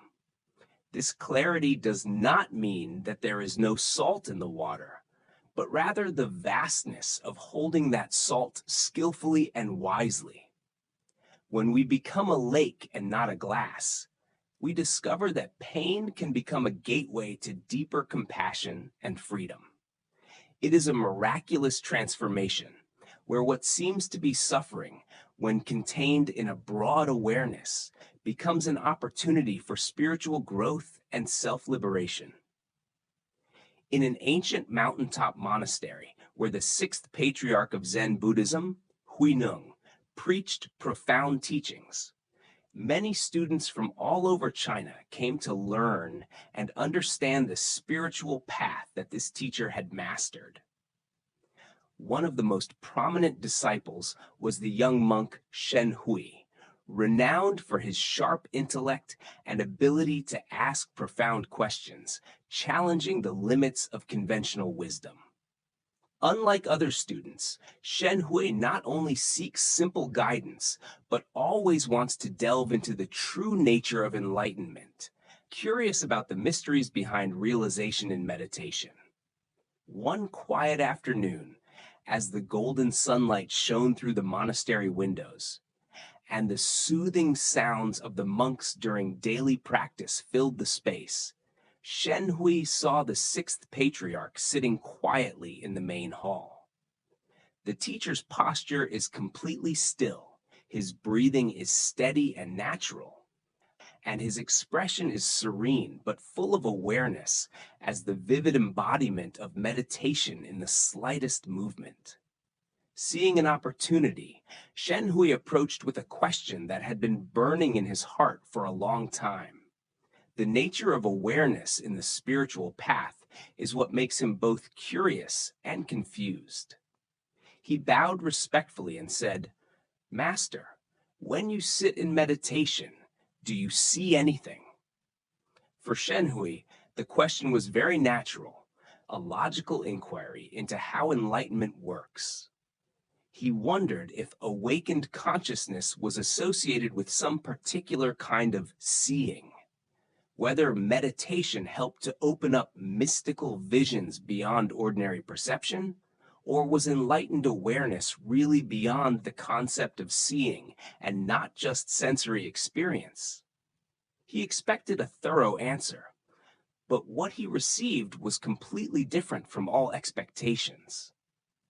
Without a word of warning, the patriarch lifted the wooden stick and hit Shen Hui 3 times in a row. The blow was not gentle, enough to make the student feel both physical pain and mental confusion. The teacher looked directly at him in a calm voice as if discussing the weather and asked, "When I hit you, do you feel pain?" Shen Hui silently rubbed his shoulders, trying to shape the experience in his mind. The physical pain feeling was undeniable, but the deeper implications seemed beyond his ordinary understanding. He cautiously replied, "It hurts and it doesn't hurt," as if trying to describe a paradox that goes beyond the limits of normal logic. The patriarch smiled slightly, and his words seemed to contain a treasure trove of profound meditative experience. "I saw it and didn't see it." Shen Hui couldn't be satisfied with that vague answer. He longed to understand better. How could he see it and not see it? He urged, his voice filled with confusion. "That seems contradictory. Either see it when you meditate or you don't see it. How can both of them be right? The sixth patriarch, with the patience of someone who has spent decades helping his disciples overcome the limitations of dualistic thinking, gently explained, "What I see is the fluctuations and wanderings of my mind. What we don't see is right and wrong, good and bad of others. It is my seeing and not seeing."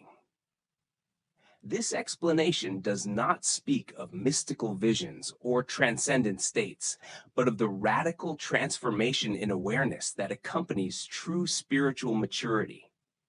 The mind, as the ancient Buddhist teachings teach, is the source of everything. The mind is everything. What you think, you will become. This teaching deeply reflects the lesson of our patriarch. We often become confused when spiritual teachings go beyond the scope of ordinary logic because our conceptual minds are only accustomed to operating in pairs of dualistic categories such as seeing and not seeing, right and wrong, pain and no pain. Enlightened awareness does not eliminate the life experiences we have, but instead transforms our relationship with those experiences. The patriarch clearly observed his own mental processes, the arising and disappearing of thoughts, emotions, and reactions. This is not a supernatural force, but the result of sustained mindfulness practice, when we observe the fluctuations and wanderings of consciousness without being drawn to them or getting lost. At the same time, he does not impose the categories of right and wrong, good and bad on the actions of others, does not see in a judgmental sense. This invisibility is not ignorance, but intellect that understands that judgments often reflect more on the observer and not the object being judged. When we look at our own perceptions, we will see that much of what we consider to be clear perceptions of others is actually predictions, prejudices, or reactions based on personal emotions and experiences. When someone makes us uncomfortable, are we seeing their true behavior, or are we just seeing the reflection of our own inner reaction? When someone makes us admire, are we realizing their true qualities, or are we just seeing our own desire to be recognized and successful? This ancient wisdom sheds light on the difference between reactive perception and clear vision. Reactive cognition is governed by past conditions, emotional needs, and judgmental habits. And the ability to recognize the process taking place in one's own mind while being open to what is present without labeling or judgment. Zen Master Dogen once taught that studying Buddhism is studying oneself, and studying oneself is forgetting oneself. This teaching suggests that true seeing is not about focusing on the external world, but about shifting attention to inner mental processes, rather than being caught up in judgments and judgments. The 3 blows Shenhui received were not punishment, but a skillful means of awakening deep awareness. Physical pain is both hurtful and non-traumatic as a metaphor for the nature of conscious experience itself. Pain arises in perception, which is fully felt, but does not limit or define the perception that is experiencing it. Similarly, thoughts and emotions arise in consciousness without contaminating its essential clarity. If we reflect on this teaching, it can completely transform our daily experience. Instead of constantly judging others, finding faults, comparing, and giving opinions, we can redirect our attention to observing our own reactions. What patterns of mind will we discover in our wanderings and wavering? This does not mean that we become passive or lose the ability to discriminate, but on the contrary, we develop the ability to react based on clarity rather than spontaneous reactions. When we see our own judgmental tendencies clearly, we are less likely to get caught up in them. When we observe the projections in our minds, we no longer confuse them with objective reality. In the practice of meditation, we cultivate the so-called mirror mind, a perception that reflects all phenomena that arise without being tainted or altered by them.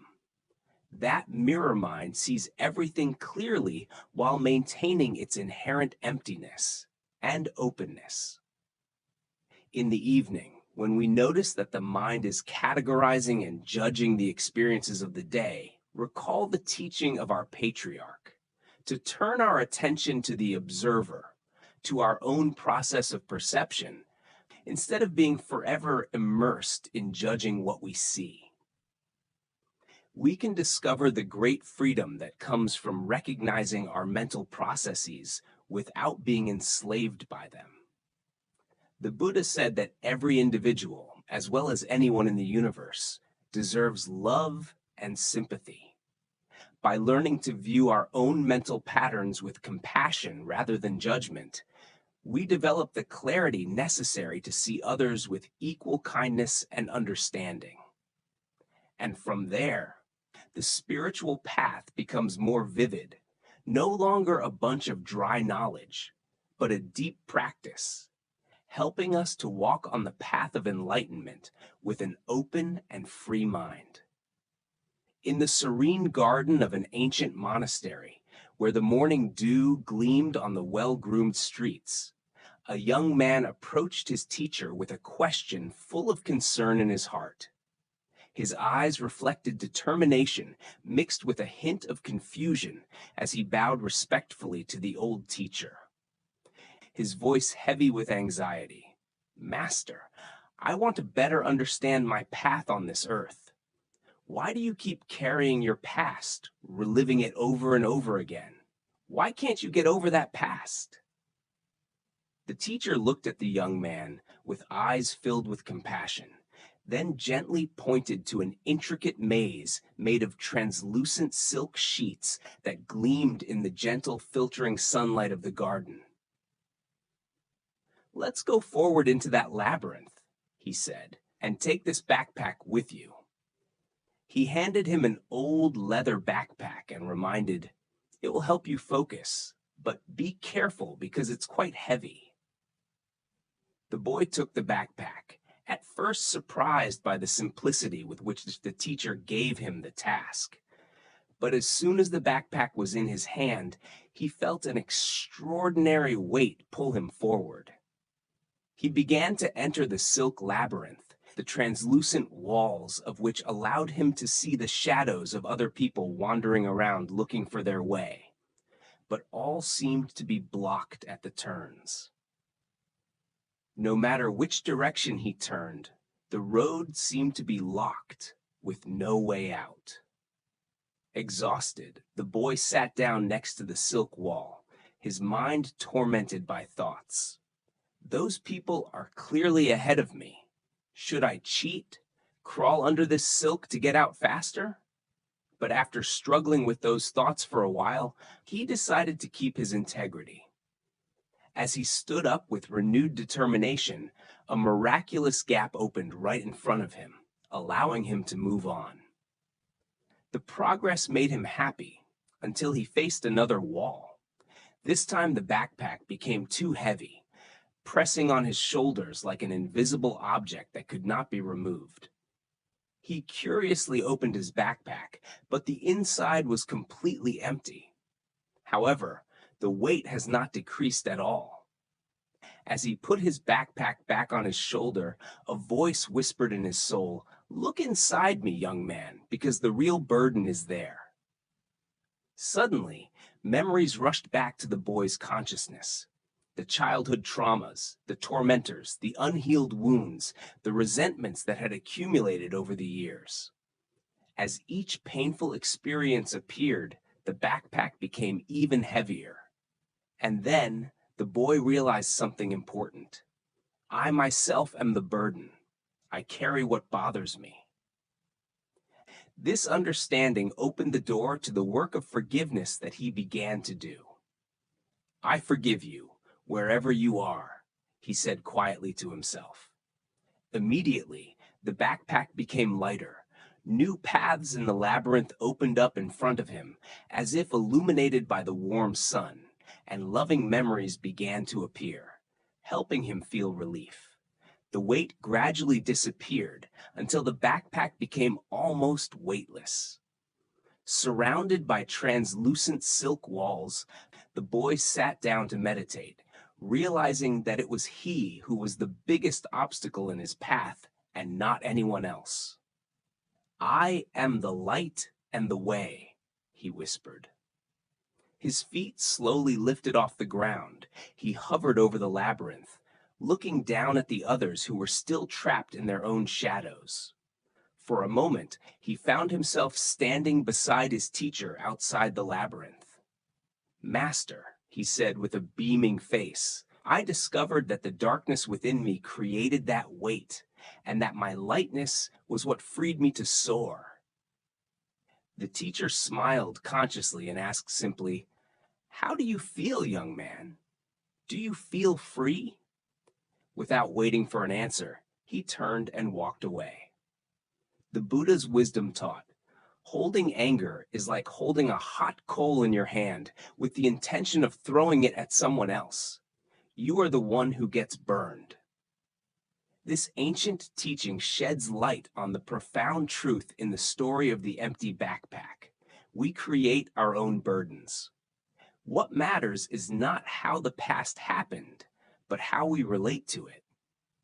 The young person in the story understands that suffering does not come from what others do, but from our unwillingness to let go of those experiences. The empty backpack is a symbol of the invisible weight of unresolved emotions and unhealed wounds that we carry with us throughout our lives. So why do we cling to that pain? First of all, because we identify ourselves with that wound. We think, "I'm the one who is hurt," instead of "I went through that hurt, but I'm not that hurt." Second, we become addicted to familiar emotions. Even pain becomes safe because it has become familiar. Third, we misunderstand forgiveness, thinking that forgiveness is tolerating mistakes, when in essence it is freeing ourselves from the shackles of resentment. This happens every day in our lives. Coworkers are rewarded for your ideas that you still hold in your heart of anger. Criticism from your parents decades ago still affects the way you talk to yourself. Each of those incidents is an invisible item in your backpack, making you more burdensome.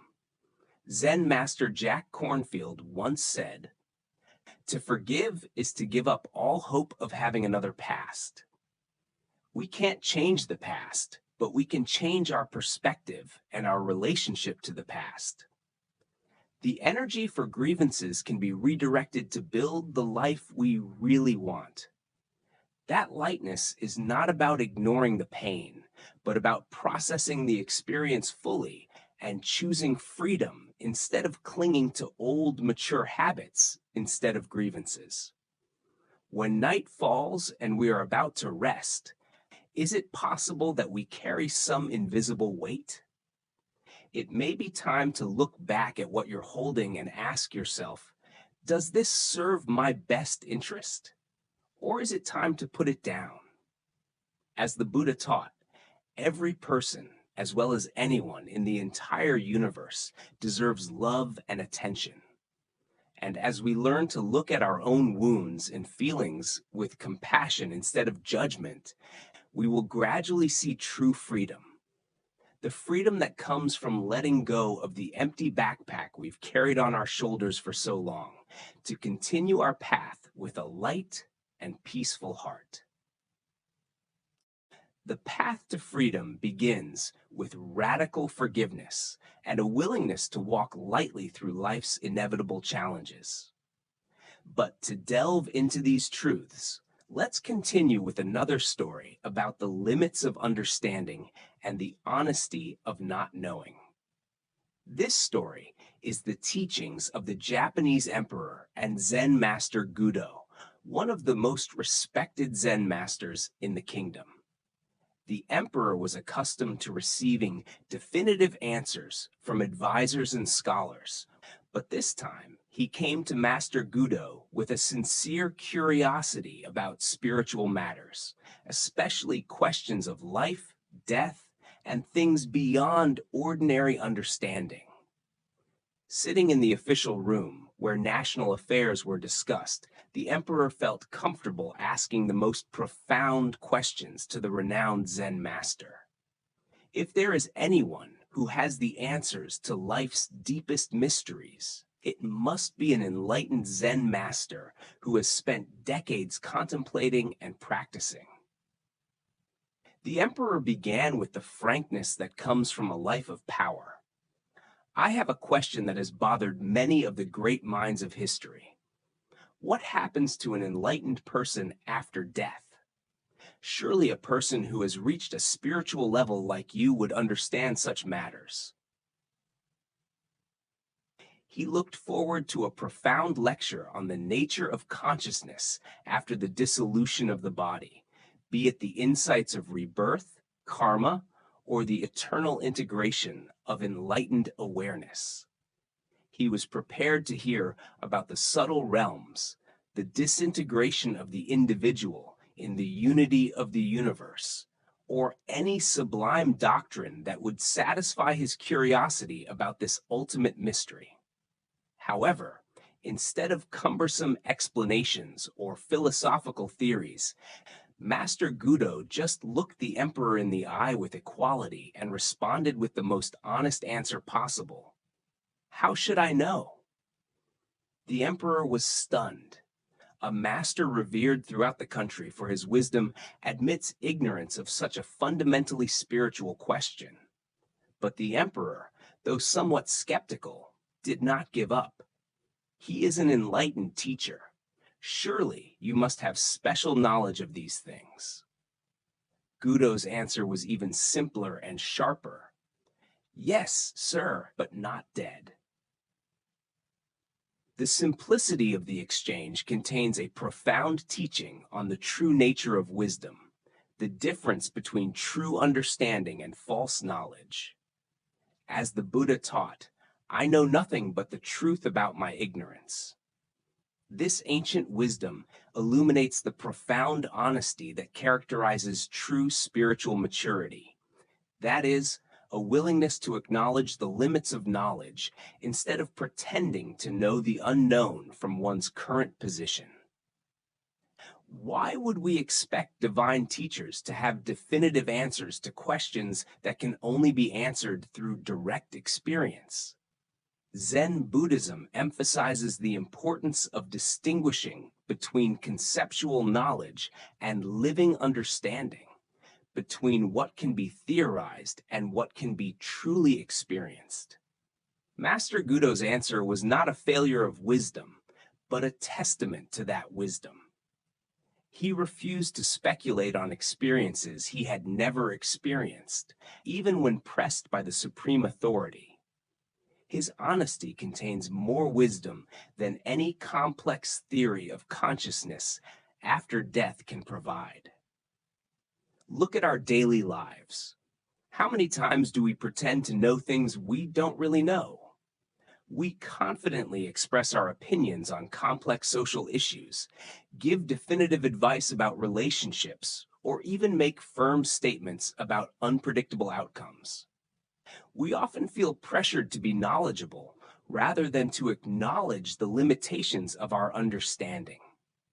The emperor's assumption that enlightenment must include knowledge of death reflects a common misconception about spiritual development. We often imagine that awakening brings about a comprehensive trove of data about the universe, rather than a profound change in the way we relate to ignorance. In Zen practice, we cultivate the so-called ignorance of mind, an open state of awareness that does not need to fill every gap with theory or belief. This is not stupid ignorance, but a wise acknowledgement that direct experience is always more valuable than information gathered from the outside. Zen Master Linchi once taught, There is nothing special to do, nothing special to learn. Enlightenment does not bring supernatural knowledge of matters beyond ordinary experience. A living master knows about life, and what happens after death remains unknown until a person actually experiences death. The Buddha once taught, "Don't believe anything just because you're told it's true. But believe what, after careful consideration and analysis, you find beneficial for the good, for the welfare of all sentient beings." The Buddha himself encouraged direct investigation rather than accepting claims based on authority. Master Gudo's teachings reveal the freedom that comes from freeing oneself from the need to have an opinion on things. How much mental energy do we waste building theories about the unknowable? How much suffering stems from worrying about scenarios that we can only imagine? Take a deep look at your relationship with the unknown. What do you pretend to be sure about just to avoid the unpleasant feeling of uncertainty? What if you could say, "I don't know," with the same confidence that Master Gudo showed? The emperor seeks knowledge of death from a living person who is full of presence. But true wisdom does not lie in accumulating information about future experiences, but in fully participating in present reality. The mystery of death is honored not by pretending to solve it, but by living authentically, even in the face of it. Tonight, as you face questions about the future, about the motivations of others, or the mysteries of the universe, remember Master Gudo's simplicity and honesty. Have the courage to admit when you don't know, and discover that not knowing the mind can be wiser than all the smartest theories we've ever come up with. The Buddha's wisdom reminds us that the only true wisdom is knowing that you know nothing in a world full of false certainties and self-confident ignorance. The Master's honesty in saying, "How should I know?" points to a more authentic relationship with mystery, celebrating the unknown while fully grasping what can be experienced firsthand. And it is from that honesty that we begin to walk on the path of true freedom, the path of understanding not through knowledge, but through awareness in each present moment. Once upon a time in feudal Japan, there was a tough samurai warrior named Noiji, who had been through many battles, with tattered, scarred armor and eyes that carried the burden of years of violence. After an exhausting final campaign, an incessant question arose in his heart, a burning question that he decided to turn to the famous Zen master Hakuin for answers. He walked to his master's simple house, his head bowed in heavy armor, his eyes filled with doubt and a thirst for the truth. "Master, I have spent my whole life fighting for my Lord, facing death many times. Please tell me, do there really exist heaven and hell after death?" Hakuin took a sip of tea slowly. His eyes watched the warrior carefully and calmly, and then asked softly, "Who are you to ask such a question?" Nuigi replied with undisguised pride, "I'm a samurai, not a coward. I served my lord with honor and never once withdrew from battle." But what surprised the warrior was that Hakuin's expression suddenly changed to contempt, and then he smiled contemptuously. "You, a soldier, how can you be the protector of a noble? Look at yourself." His face had the features of a beggar, rough and dewy. How can such a lowly person dare to claim to be the protector of a nobleman?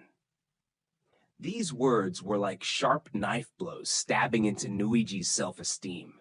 His face red with anger, and his trembling hand naturally reached towards the hilt of the sword. The honor of a warrior could not bear this humiliation. Hakuin continued, his voice soft but full of sarcasm. "So you have a sword? but maybe your sword is too blunt to even cut the rice paper, let alone protect someone important. Unable to contain his rage, Noiji drew his sword, the sound of metal echoing as the blade peeked out of its sheath. His whole body trembled with anger. His gaze narrowed to the rude Zen master who dared to challenge his honor. At that moment, when the blade caught sight of the evening light, Hakuin suddenly spoke up with clarity and determination. "Hey, this is the gate of hell." The words were like an arrow that pierced through Nuiji's anger, waking him up from the rage that seemed to cause him to kill someone because of the hurt in his heart. His mind was momentarily clear, realizing that hell was not a distant realm that he would go to after death, but the state he was living in right now, in this moment. His hand froze on the hilt of his sword. He looked at his own face in the reflection of anger and understood that it was that rage that was the real hell. With deep reverence, Nuiji drew his sword, bowing deeply to the Zen master. At this moment, anger turned into a deep gratitude, and Hakuin said softly, "This is the door of heaven." His voice was full of compassion. The Buddha's wisdom reminds us that hatred does not end with hatred, but only by love. It's the law of eternity. This story reveals a marvelous truth about our inner world, where heaven and hell are not distant places, but experiences that we create in every moment of our consciousness. Why do we fall into the gates of hell so easily? Zen Buddhism identifies 3 poisons that cloud our minds: greed, hatred, and delusion. When Nuiji's pride is hurt, hatred rises, turning a peaceful afternoon into a realm of misery. All of his reality shifts from curiosity about the afterlife to a rage that can kill people in a split second. This doctrine reminds us that within each of us exists the possibility of experiencing both heaven and hell.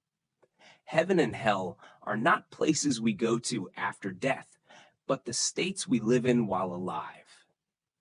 Every moment we have a choice to enter the hell of anger reaction or the paradise of awareness and mindfulness. Try looking back at your day.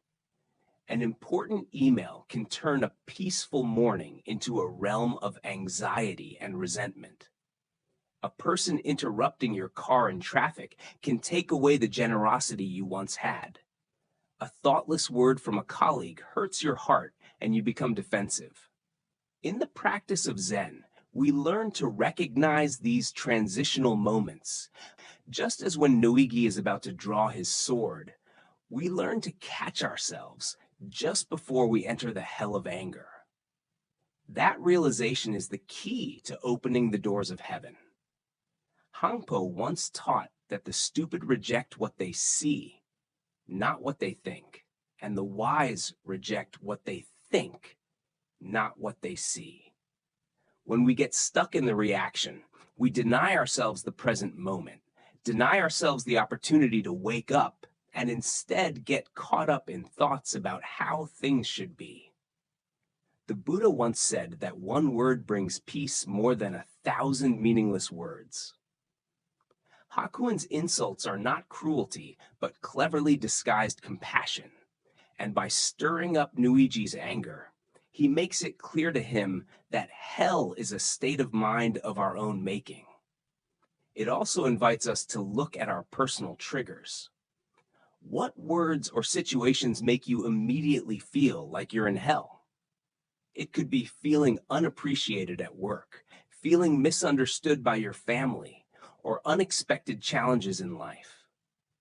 Each of these experiences brings the same choice. Will we draw our swords, plunge into anger, or recognize the lesson and choose the paradise of enlightenment? When you feel the discomfort that rises from a disappointment, can you remember Hakuin's lesson? Can you recognize the moment you are about to enter hell, and instead of reacting, you choose the peace of awareness? The Buddha taught that We become what we think. Every moment, we can open the door of hell with an unconscious reaction or open the door of heaven with mindfulness awareness. Continuing the journey of Zen wisdom, the story moves on to another theme, contentment and the nature of desire, through the story of the stonecutter who lives in remote mountain villages. That stonecutter, though poor by social standards, lived a happy life without being aware of it. Every dawn, he climbs the mountain quarries with his work tools on his shoulders, singing traditional songs throughout the valley. Although life is simple, his heart is full and satisfied with the rhythm of work, the beauty of the mountains, and the satisfaction of true labor. He wanted nothing more than that. One day, the stonecutter was invited to work for a wealthy aristocrat, and when he first stepped into the magnificent estate, his eyes widened to the splendor. Soaring marble columns, perfectly arranged gardens in exquisite symmetry. For the first time in his life, a burning desire crept into the worker's heart. "If only I were rich," he whispered, "I wouldn't have to make a living by sweat and labor." Suddenly, a voice whispering like from the rocks rang in his ears. "Your wish has been granted. From now on, whatever you wish will be given." The story is not over, and the secrets of life, happiness, and desire will continue to unfold. But here, the story of the samurai and the gates shows us that heaven and hell are not destinations in the distant future, but inner states we choose in each present moment, and that only mindfulness can help us choose heaven in the middle of this life. That evening, the stonecutter returned home in a happy mood, only to find that his humble hut had disappeared, replaced by a magnificent mansion that was no different from the homes of wealthy aristocrats.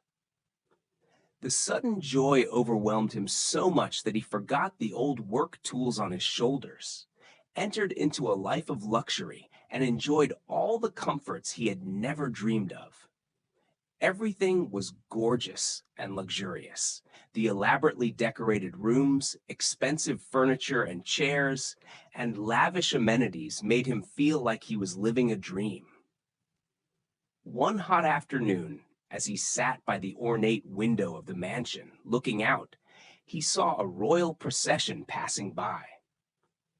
The king sat in the shade of the gilded carriage, surrounded by nobles and attending servants, his countenance serene and strong in spite of the sweltering heat of summer.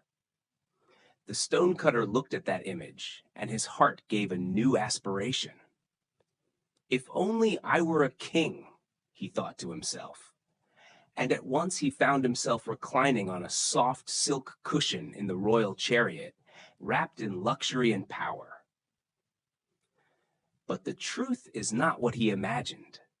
The carriage was warmer than he had thought, though the thick walls of the carriage could not prevent the scorching heat of the sun. The heat penetrated every corner, making him feel uncomfortable and tired. At that moment, he thought to himself, "I want to be the sun." And so he felt himself emitting brilliant waves of light and heat, spreading throughout the vast, arrogant, and magnificent universe.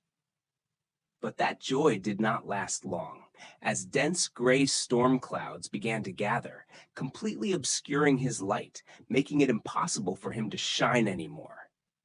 Undeterred, he thought, "I want to become a cloud." And he turned into a huge storm cloud, with the power to obscure the sun, boasting of his ability to block light. But when the rain fell on the ground, he encountered a new obstacle, a huge rock blocking the road, immobile and resilient. "A rock stronger than me," he thought, and wished to be a solid rock. Immediately, he found himself standing tall on the mountainside, feeling the eternity and durability of the rock. But the peace did not last long. when he heard the sound of cracking at the foot of the mountain. Looking down, he saw a small figure carefully cutting pieces of rubble. A creature that's smaller but stronger than me, he realized. I want to be a man again. And so he returned to the form of a stonecutter, walking on familiar mountain roads. But this time, there was a profound change in his heart.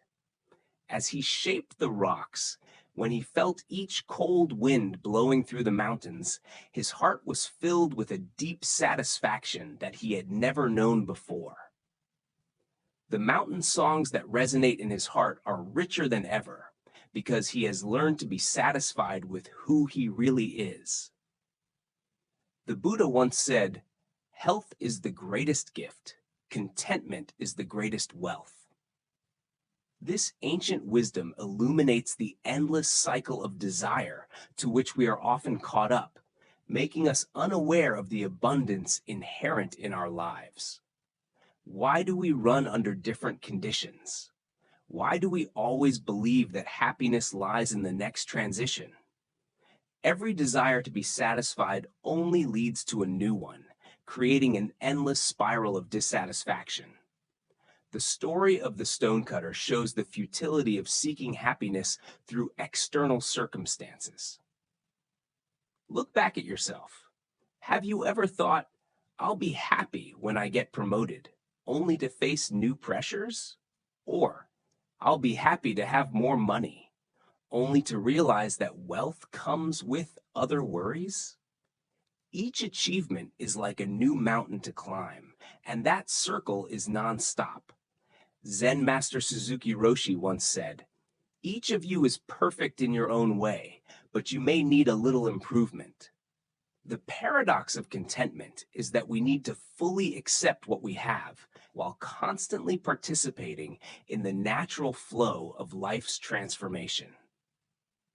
The ultimate transformation of a stonecutter is not to become something bigger, but to appreciate what one has. His work has remained the same, but the way he sees life has been completely different. Contentment does not lie in experiencing new things, but in bringing deep awareness to any existing experience. That night, when you feel your mind reaching for things that are not present again, can you try applying the ultimate wisdom of the stonecutter? Can you find your own song when you stop trying to be something other than the real person? The Buddha once taught, "Contentment is natural wealth, and luxury is artificial poverty." The biggest transformation is not to become something different, but to realize the inherent completeness of what we have. From here, the story leads us to a new theme about the nature of faith and self-doubt through the story of the wishing tree. A poor man, his shoulders full of anxiety, walked slowly through the dense forest. Unpaid bills, strained relationships, and unfinished dreams weigh heavily on his mind, making every step seem heavy. The sunlight filtered through the canopy above into gentle patterns on the forest floor, but he didn't realize the beauty. His mind was caught up in endless thoughts, each of which entailed a new anxiety, making life more difficult than ever. Exhausted from walking and thinking, he stopped to lean against a large tree, the trunk of which was wide and warm like a firm shoulder. Relying on that, he regained his breath, feeling the coolness of the smooth bark behind him. Suddenly he realized that he was very thirsty. "I wish I had something to drink," he whispered to himself. Immediately, as if realized from the air, a cup of cool, clear water appeared in his hand. He stared at it in disbelief, flipping the cup over and over, checking to see if it was an illusion or a trick. But the water was so clean and inviting that he couldn't resist, slowly lifting the cup to his lips and drinking. Sweet, cool water spreads throughout the body, quenches thirst, and soothes a dry, burning throat. "It's wonderful," he said aloud, but immediately his stomach roared with hunger. Almost without thinking, he wished for a meal. A wooden plate appeared in front of him, containing fresh bread, ripe fruits, and fresh vegetables, emitting a sweet aroma that made his mouth water. He ate slowly, amazed at each delicious bite. His heart was full of gratitude. "My wish is coming true," he whispered, excitement surging in him. "Then," he continued, "I wish I had a beautiful house of my own." Right in front of you, a magnificent house rises on the meadow across the tree, with spacious rooms, abundant lighting, and a garden of flowers and flowers. His heart beat with joy as he approached his new home. "If I had a house like this," he thought, "I'd definitely need a maid." Immediately, people with friendly faces appeared, bowed respectfully, and asked him what he needed to serve. The man smiled, as if he couldn't believe that luck was coming to him. But then he thought, a beautiful home is not complete without a special person to share it with. And he wished to have a beautiful, gentle, intelligent woman as his partner. Immediately, a radiant woman appeared beside him. Her warm eyes and affectionate smile made him feel loved. But as he took her hand, a wave of doubt rose in his mind, and the harsh, rational voice he had long been accustomed to hear began to speak. "Wait, this is ridiculous. I don't deserve it. Things like this don't happen to people like me. This can't be real." And when he uttered those words, everything faded. The woman's loving smile disappeared. The maids withdrew. The magnificent house vanished, and even the delicious meal was gone. He found himself lonely again, leaning on the trunk of a tree that was now just an ordinary tree, nothing more, nothing less, only carrying the old troubles in his heart. He shook his head, saying to himself, "I know." Then he continued through the forest, his mind again falling into the same spiral of worry and complaining as before. The Buddha's teachings remind us that we are what we think we are. Everything we are is rooted in thought, and by thinking, we create the world around us. The story of this wish tree serves as a profound reflection of the nature of faith and doubt in every human being, showing that only when we trust and let go of doubt can we embrace the wealth and happiness that life has to offer.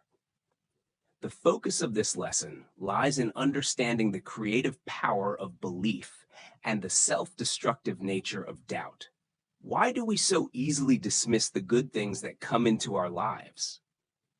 Zen Buddhism points to a deeply conditioned pattern in the human mind, the tendency to trust in one's own limitations more than in the latent abilities within. We become so accustomed to the struggle, so identified with our problems, worries, and limitations, that abundance, luck, even good things become alienated, or worse, threaten the self we construct. Think about it. Have you ever received an unexpected kindness during the day? Or noticed some incredible beauty, or encountered an opportunity that could change the circumstances of your life that you rushed to dismiss because you thought it was a coincidence? Is it momentary luck, or is it too good to be true?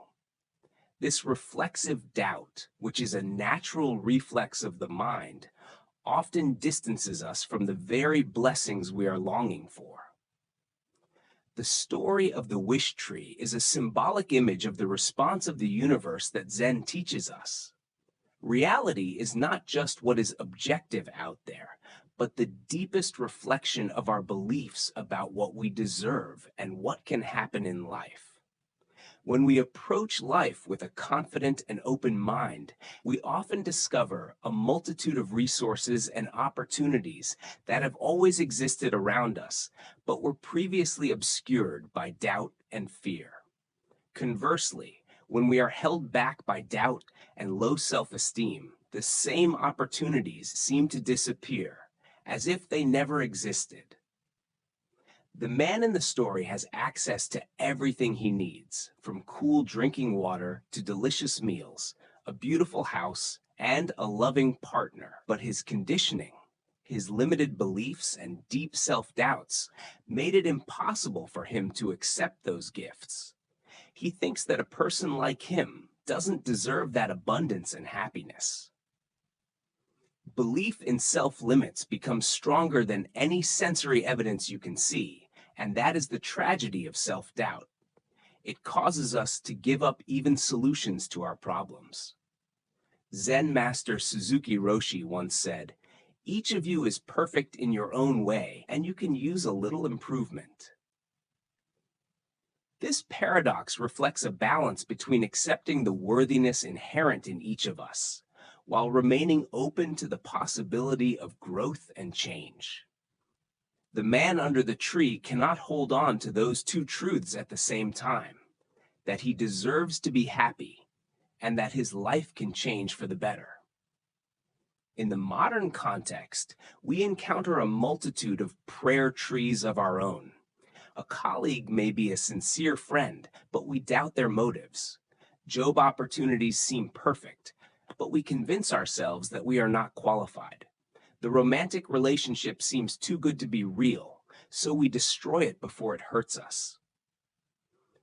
Every time we choose a familiar limit instead of an untried possibility, we are moving away from our wishing tree, away from the good things that can come to us.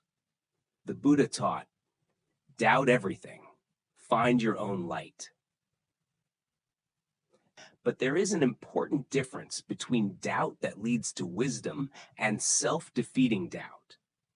Intellectual skepticism questions assumptions, seeks truth. Self-defeating doubt assumes the worst about oneself and possibility, and then accepts it as an unchangeable truth.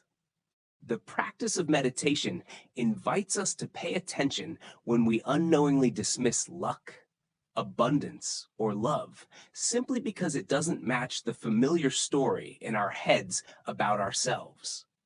Can we open our hearts to believe that we are worthy, more capable, more lovable than the things our limiting conditions once believed? As you think back on today, you may recognize moments when you've walked away from your wish tree. Maybe a compliment you dismissed, an opportunity you thought wasn't for you, or a moment of joy that you cut short because you thought it couldn't last. Believing in worthiness to receive life's blessings is a courageous and powerful act.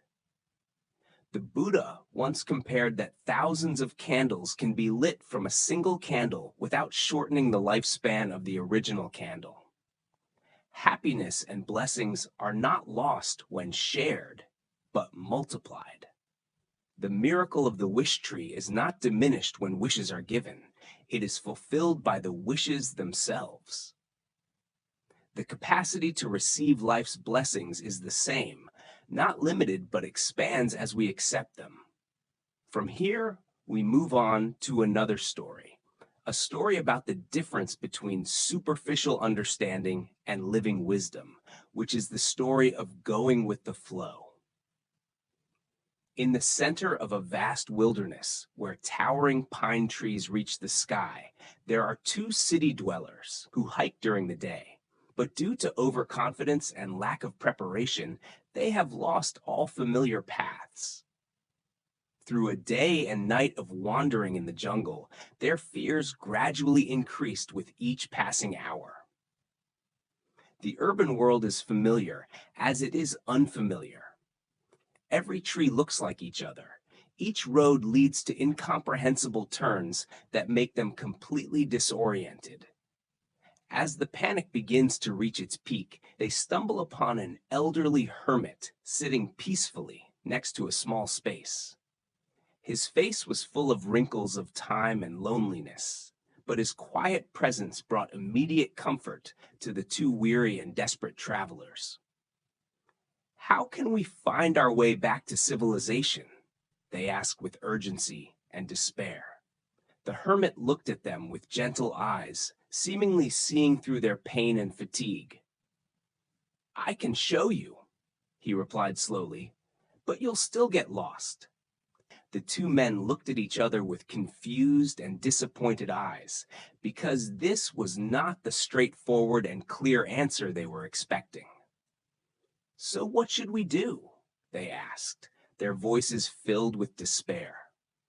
"Go with the flow," the hermit said simply. One of them, with a suspicious expression, said, "We're sorry, but that sounds too vague and impractical." The hermit smiled and pointed to a small stream that was gurgling through the open field. "Follow that stream. The stream flows into a creek, the creek flows into the river, and the river leads through the towns. Along the way, you'll have water to drink and berries to eat." This simple yet practical advice immediately gives hope to weary travelers. The water flowing downstream is indeed a reliable way to find a place of life and human comfort. The stream also provided water and food for them to survive on their journey back. However, one of them, who may have heard the spiritual teachings, asked a deeper question. Is this the true meaning of "go with the flow" that the Zens refer to? The hermit was silent for a moment, thinking, and then mysteriously replied, "Yes and no." And then he continued walking, leaving the two men to ponder his words for themselves. The Buddha once taught, "If you understand, things are still the same as they are. If you don't understand, things are still the same as they are." This teaching evokes the multi-layered nature of wisdom that the hermit has demonstrated. His advice is both practical and deeply metaphorical. At the surface level, going with the flow is an effective survival strategy in nature. On a deeper level, it is the way of life that Zen upholds, living in harmony and in tune with the natural flow of life. Why do hermits say they will still get lost even if they are given directions? That reflects the fundamental truth of the difference between the acquisition of information and the development of true intellect. External guidance can help us temporarily, but we cannot develop the ability to navigate on our own. True wisdom is learning to read the natural signs and the deep flow of life beneath. In the journey of spiritual search, we often look to teachers and teachings for specific instructions and clear answers so that we can become enlightened or solve problems. But this approach, while understandable, misses a key point.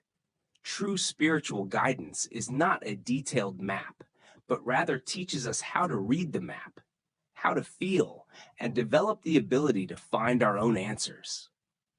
Just as a stream knows its way to the ocean, each person has an innate wisdom that can guide us if we trust and obey. The phrase, "go with the flow" in popular culture is often misinterpreted as passive resignation or a lack of direction. But the hermit's yes and no answer suggests a much more subtle understanding. The true flow is not aimless drifting, but the adjustment of our efforts to harmonize with the natural flow of wisdom and compassion.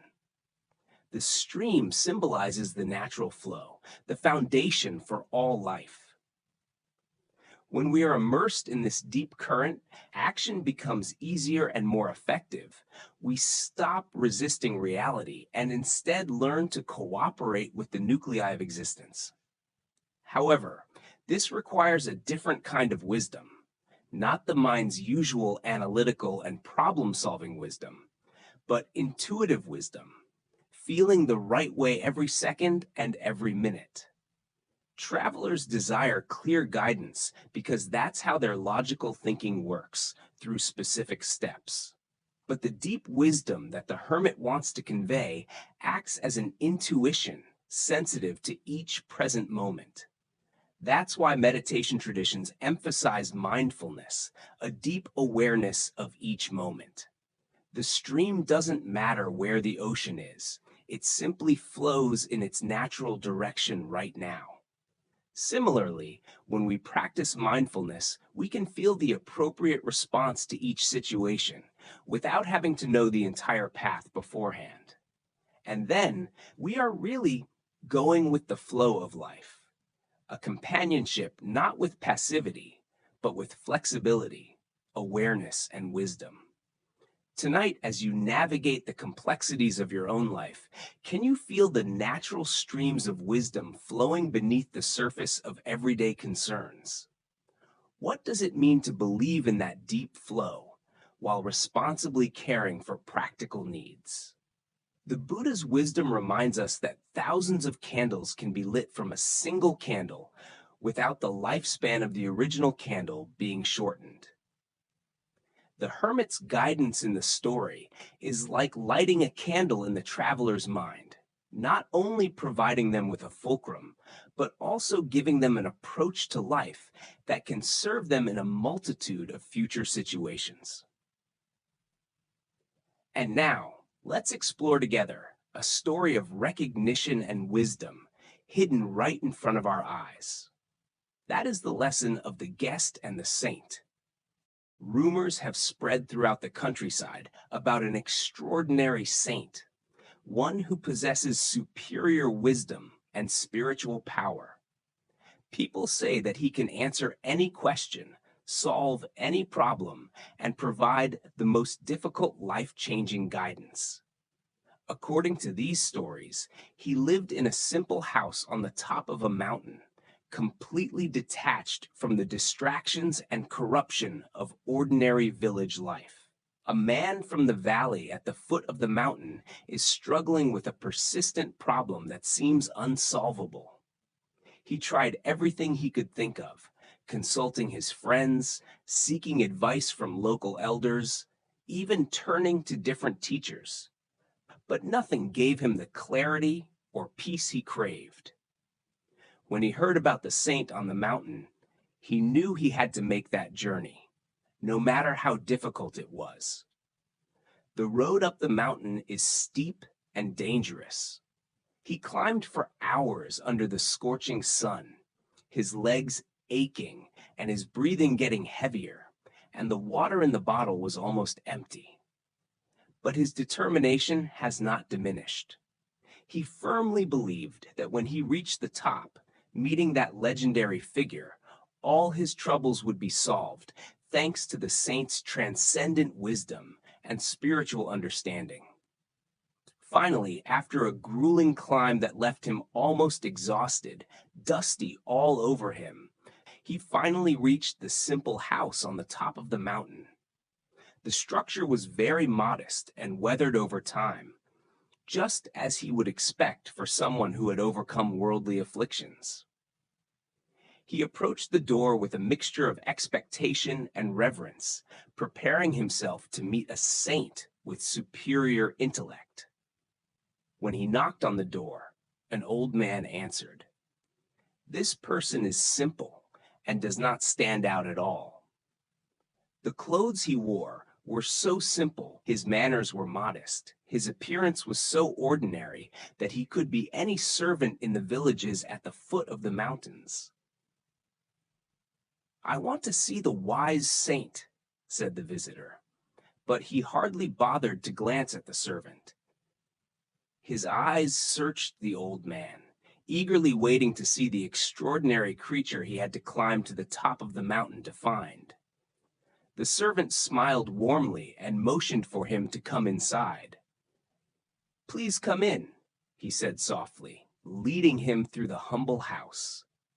As they passed through each room, the guest eagerly looked around, his heart pounding with anticipation.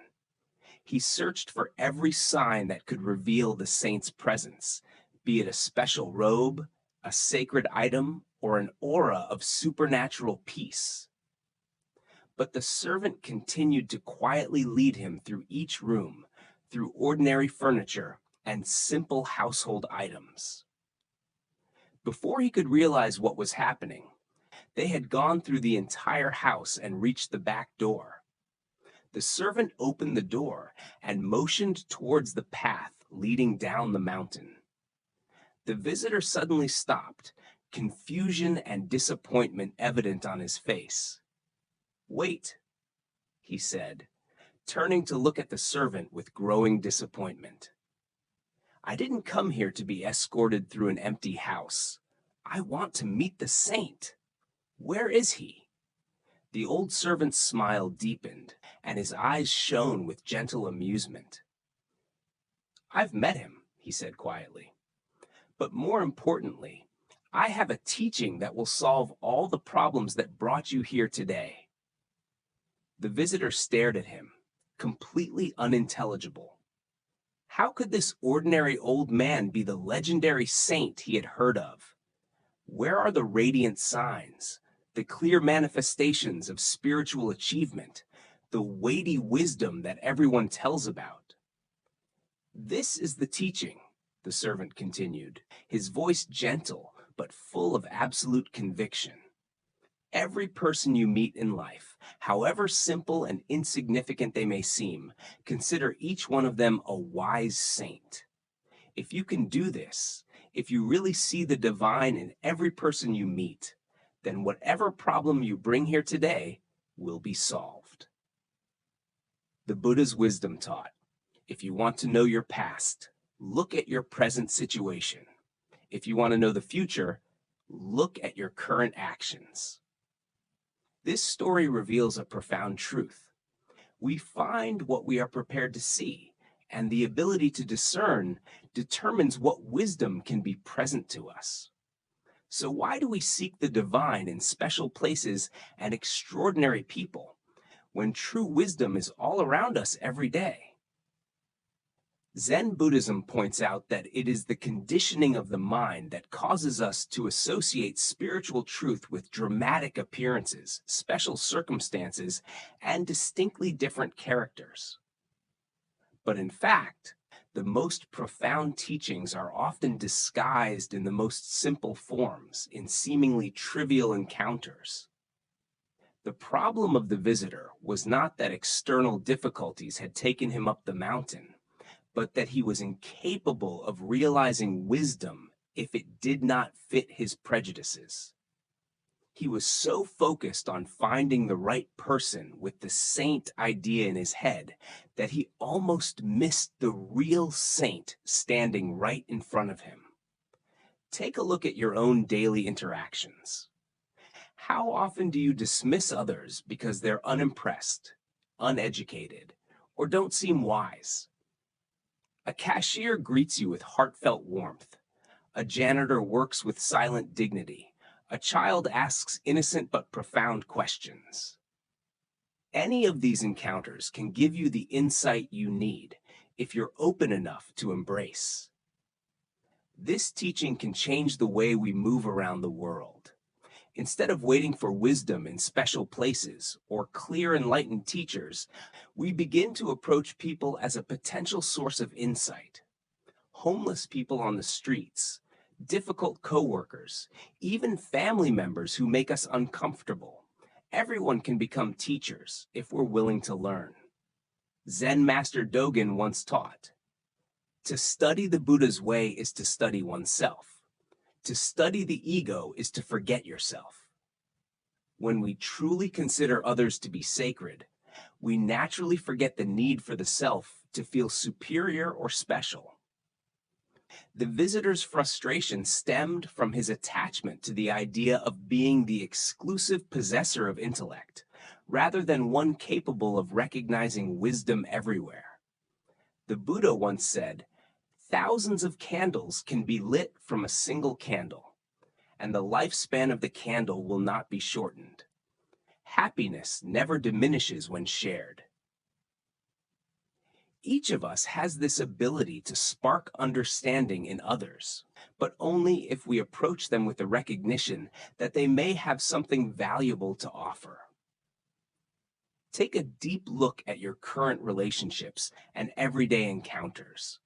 Might you be ignoring wisdom just because it appears in an all too mundane form? What would change in the way you interact if you really treated people as if they were holy people in disguise? Tonight, as you reflect on the people in your life, your family, your coworkers, the strangers you meet, put into practice the saint's teachings. Can you see through the superficial and social roles to see the deeper wisdom that every conscious creature carries? Can you approach tomorrow's interactions with the acknowledgement that your next teacher may be standing right in front of you, waiting to be seen? As the Buddha observed, there is no distinction between east and west in the sky. The difference is only made by the mind, and we mistakenly think it is true. The distinction between holy and mediocre, between wise and simple, between teacher and student, all exist mainly in our minds. As we learn to look through these artificial categories, we discover that wisdom is everywhere, waiting patiently for our recognition. In an ancient Chinese city, in the middle of a bustling commercial district where silk merchants and wealthy families built magnificent mansions, there was a man famous for his wealth and power. His mansion is ornate with intricately carved jade-carved doorways, gardens lined with exotic birds, and servants who meticulously care for the smallest details of everyday life. This man is proud of his status, always maintaining his reputation and respect from other wealthy citizens of the region.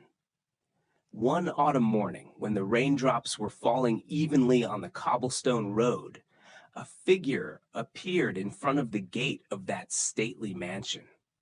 The person who came was not a stranger, but an abbot from a monastery in the mountains. But unlike the usual dignified image, this abbot looked like a beggar. The brown robe was worn, patched and patched for years. The sandals were cracked and dirty after many difficult walks on the mountain road, and the wooden begging bowl was full of scratches, proving the charity meals received from many people. He stood quietly in front of the gate, the rain dripping from his bald head, holding on to the dignity of contemplation and patience inherent in the long-time practitioner. But when the gatekeeper recognized him, his attitude immediately turned contemptuous. "What do you want, beggar?" The gatekeeper's cold voice interrupted the silence. "This is the home of a noble person. We have nothing for vagrants."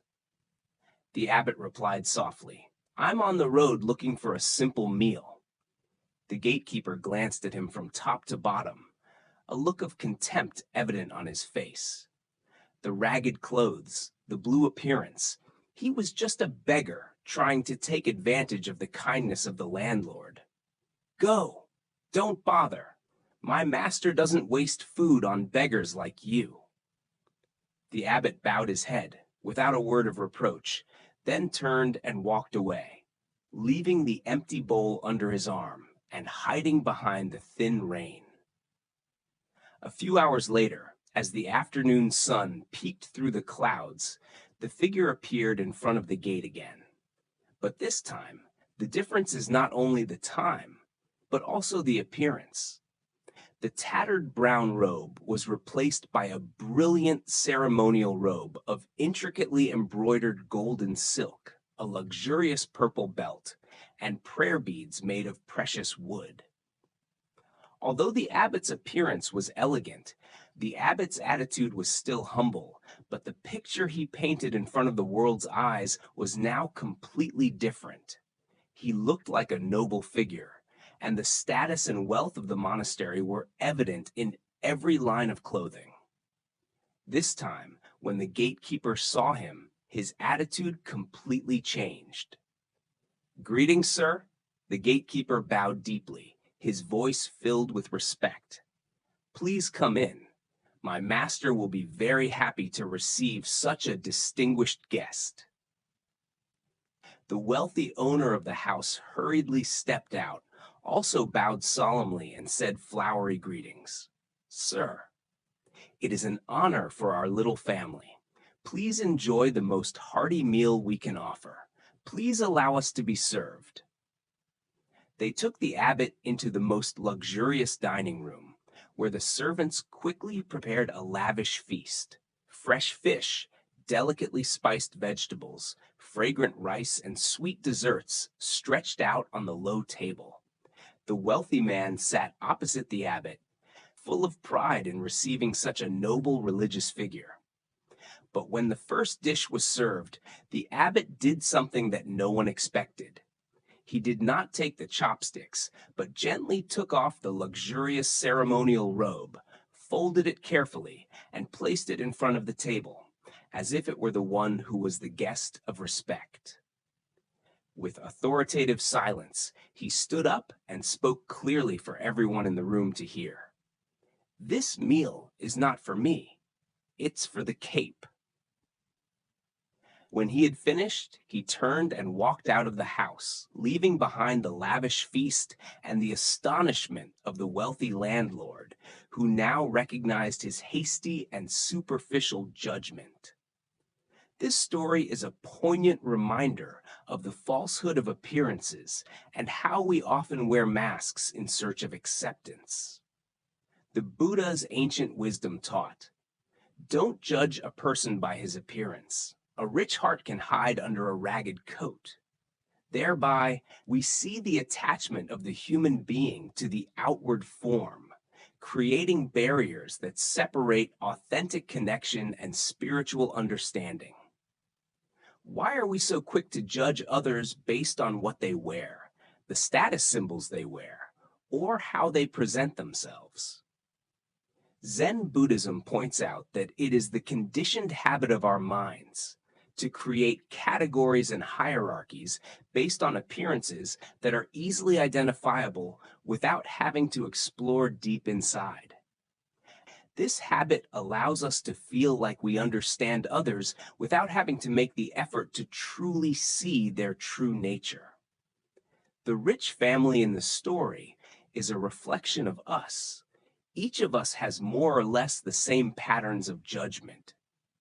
We often treat people who dress well differently than people who dress casually, and our attention and attitude change when someone mentions their title or profession. Respect also fluctuates depending on the level of wealth or power they possess. This ancient wisdom reminds us that we often place value on external symbols instead of recognizing the inherent dignity of the human person. The abbot remained himself in both apparitions.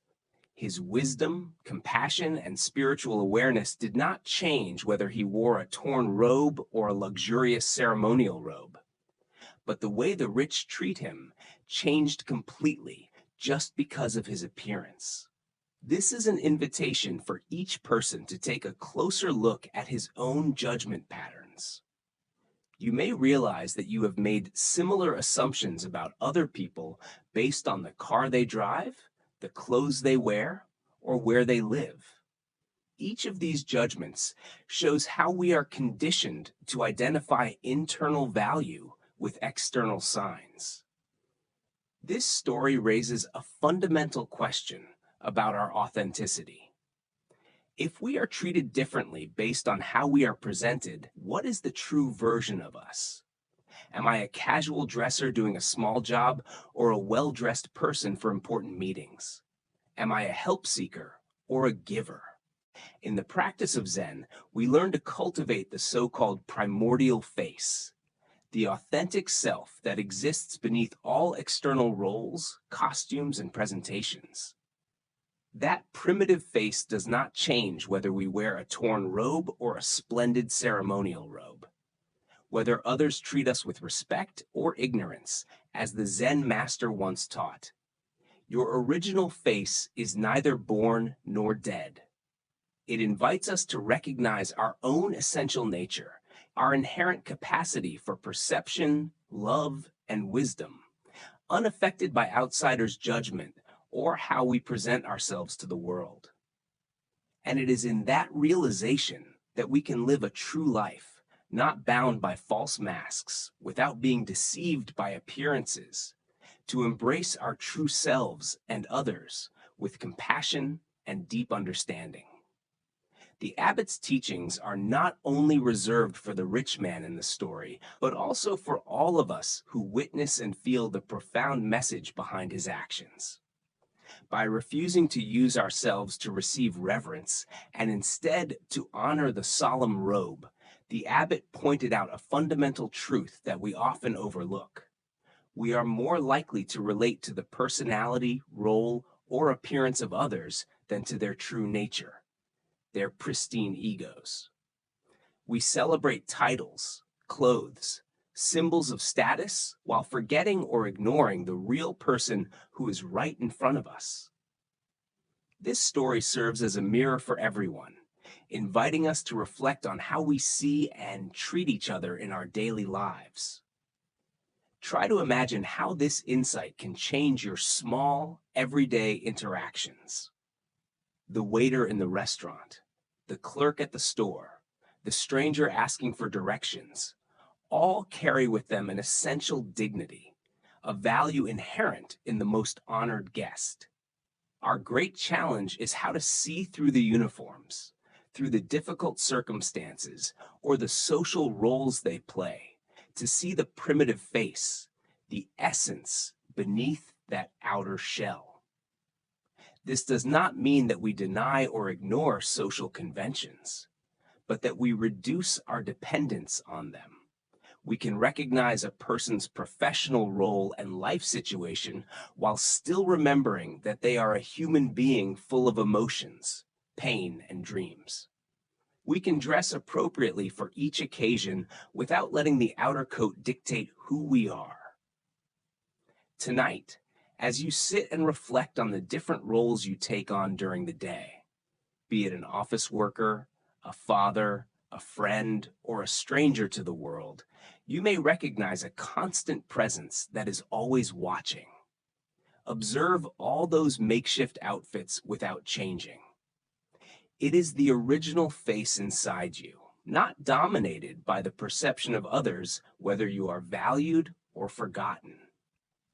The Buddha once said, "Better than 1,000 empty words is a word that brings peace." And in the abbot's powerful silence, we see a living lesson about equality and compassion that transcends all outward appearances. As he left the feast offered to the robe without touching his chopsticks, he passed on an immortal doctrine, a reminder that humility and true worth lie in human nature, not in outward glamour. His story still resonates through the centuries, reminding us to be constantly on guard against the temptations of false expression and superiority. From here, we enter another story, one that warns of the dangers of spiritual arrogance. The story of the intelligent monkey in ancient China tells that a prince of Wu, surrounded by guards and servants, decided to take a boat trip to Monkey Mountain, a place known for its wildlife and beautiful scenery. With the arrogant confidence of a prince, he believed that the natural world would bow and adapt to its presence, just like the subjects of the kingdom. However, as soon as the monkeys in the forest saw the royal procession, they immediately panicked and fled, climbing the highest branches to keep away from the intruders. The forest that had been vibrant was now silent, leaving only the rustling of leaves and the quiet sounds of animals seeking safety. But among the panicked monkeys, there was a particular monkey that was not afraid at all, seemingly completely indifferent to the presence of the prince and the people. That monkey flew gracefully over the branches, performing skillful acrobatic maneuvers with unsurpassed dexterity and confidence. Its every movement is agile and intelligent, as if it is performing an art show to everyone's surprise. Prince Wu watched the performance with increasingly unpleasant eyes. The monkey showed no respect for his authority, seemingly challenging the prince's presence by disregarding the obvious threat. Angered by the animal's arrogance, the prince drew his bow and shot an arrow directly at it. But the surprise happened when the monkey, unharmed, deftly grabbed the arrow that was flying in the air, spit it out as if catching a gently falling leaf. He just glanced at the arrow and threw it away like a meaningless toy. That contempt darkened the prince's face, feeling humiliated and despised by a seemingly inferior animal. He ordered the guards to attack the monkey, and a barrage of arrows were fired. The monkey couldn't avoid it all, and eventually got hit by many arrows and fell to the ground dead. The monkey's defeat prompted the prince to turn to his wise companion, Yen Pui. What do you think happened? The animal advertises its intelligence and abilities, thinking that no one else can do anything about it. Keep this in mind. Yen Pui is silent, imbued with a profound lesson about arrogance and overconfidence in individual abilities. When he returned to the kingdom, he began to reflect on himself, the achievements and fame he had once had, realizing that they could lead to a dangerous pride, like the monkey that had been destroyed. Aware of this, Yen Pui decided to become a disciple of a humble sage, seeking to get rid of everything that made her stand out or special, giving up pleasures and status to immerse herself in simplicity. Through the practice of patience, Yen Pui cultivated humility so true that no one in the kingdom knew how to judge him anymore. He became so ordinary, so humble, that people began to feel something deep and mysterious beneath that simple appearance. Therefore, they revered him, not because of what he showed, but because of the hidden depth of his presence. The Buddha once said, "Those who know do not speak, and those who speak do not know." This story reflects the spiritual danger of turning our wisdom, abilities, or accomplishments into a source of identity and pride. Why do we always feel the need to boast about our spiritual knowledge or special qualities? Zen Buddhism points out that it is ourselves that often select even the truest understandings, turning them into tools to maintain separation and the superior self. Achievements that should inherently dissolve the sense of the separate self can reinforce it when we define ourselves as progressive or enlightened. The story of the intelligent monkey leads us to a deep understanding of how spiritual pride can be the biggest obstacle on the path to spiritual growth. Like the monkey, we can develop true abilities through practice, deeper calmness, clearer insight, greater compassion. But if we are not vigilant, these same qualities can become a mask that covers the ego, taking us away from humility and true love. It is an important reminder to always look back at ourselves with sincerity, humility, and a mindful spirit on the journey to find the true nature of ourselves and the world around us. When we begin to recognize precious qualities such as wisdom, compassion, and well-being, when we use them to distinguish ourselves from others, it is those qualities that can become the ultimate weapon of our own destruction. Ancient wisdom points to a profound paradox that lies at the heart of the path of spiritual development. The more real progress, the more invisible that progress becomes to the outside world. True wisdom manifests itself in the form of humility because it is aware of the deeply interconnected nature of all life, thereby dissolving all grounds for feeling superior to others. Zen master Shunryu Suzuki once spoke of the unknowing mind as the primitive nature of the mind that is just beginning on the path of cultivation. This is not ignorance, but a deep intellect, realizing that our conceptual understanding really touches only a small part of the immense and wonderful mystery of existence. The tragedy of the monkey in the story is the over-trust in one's own intelligence, assuming that it makes it special. rather than realizing that wisdom is only a temporary manifestation of universal intelligence. The Buddha taught that better than 1,000 empty words is a word that brings peace. It is in that simplicity and stillness that there is a greater power than any fancy words. Yenpui, the prince's companion, discovered that when he hid all his differences, became ordinary and unremarkable, he gained access to a deeper kind of influence, influencing others not through performances, but through his own real and simple presence. This is a profound lesson for everyone on the spiritual path. Maybe our knowledge or abilities will become a source of subtle pride that we don't realize.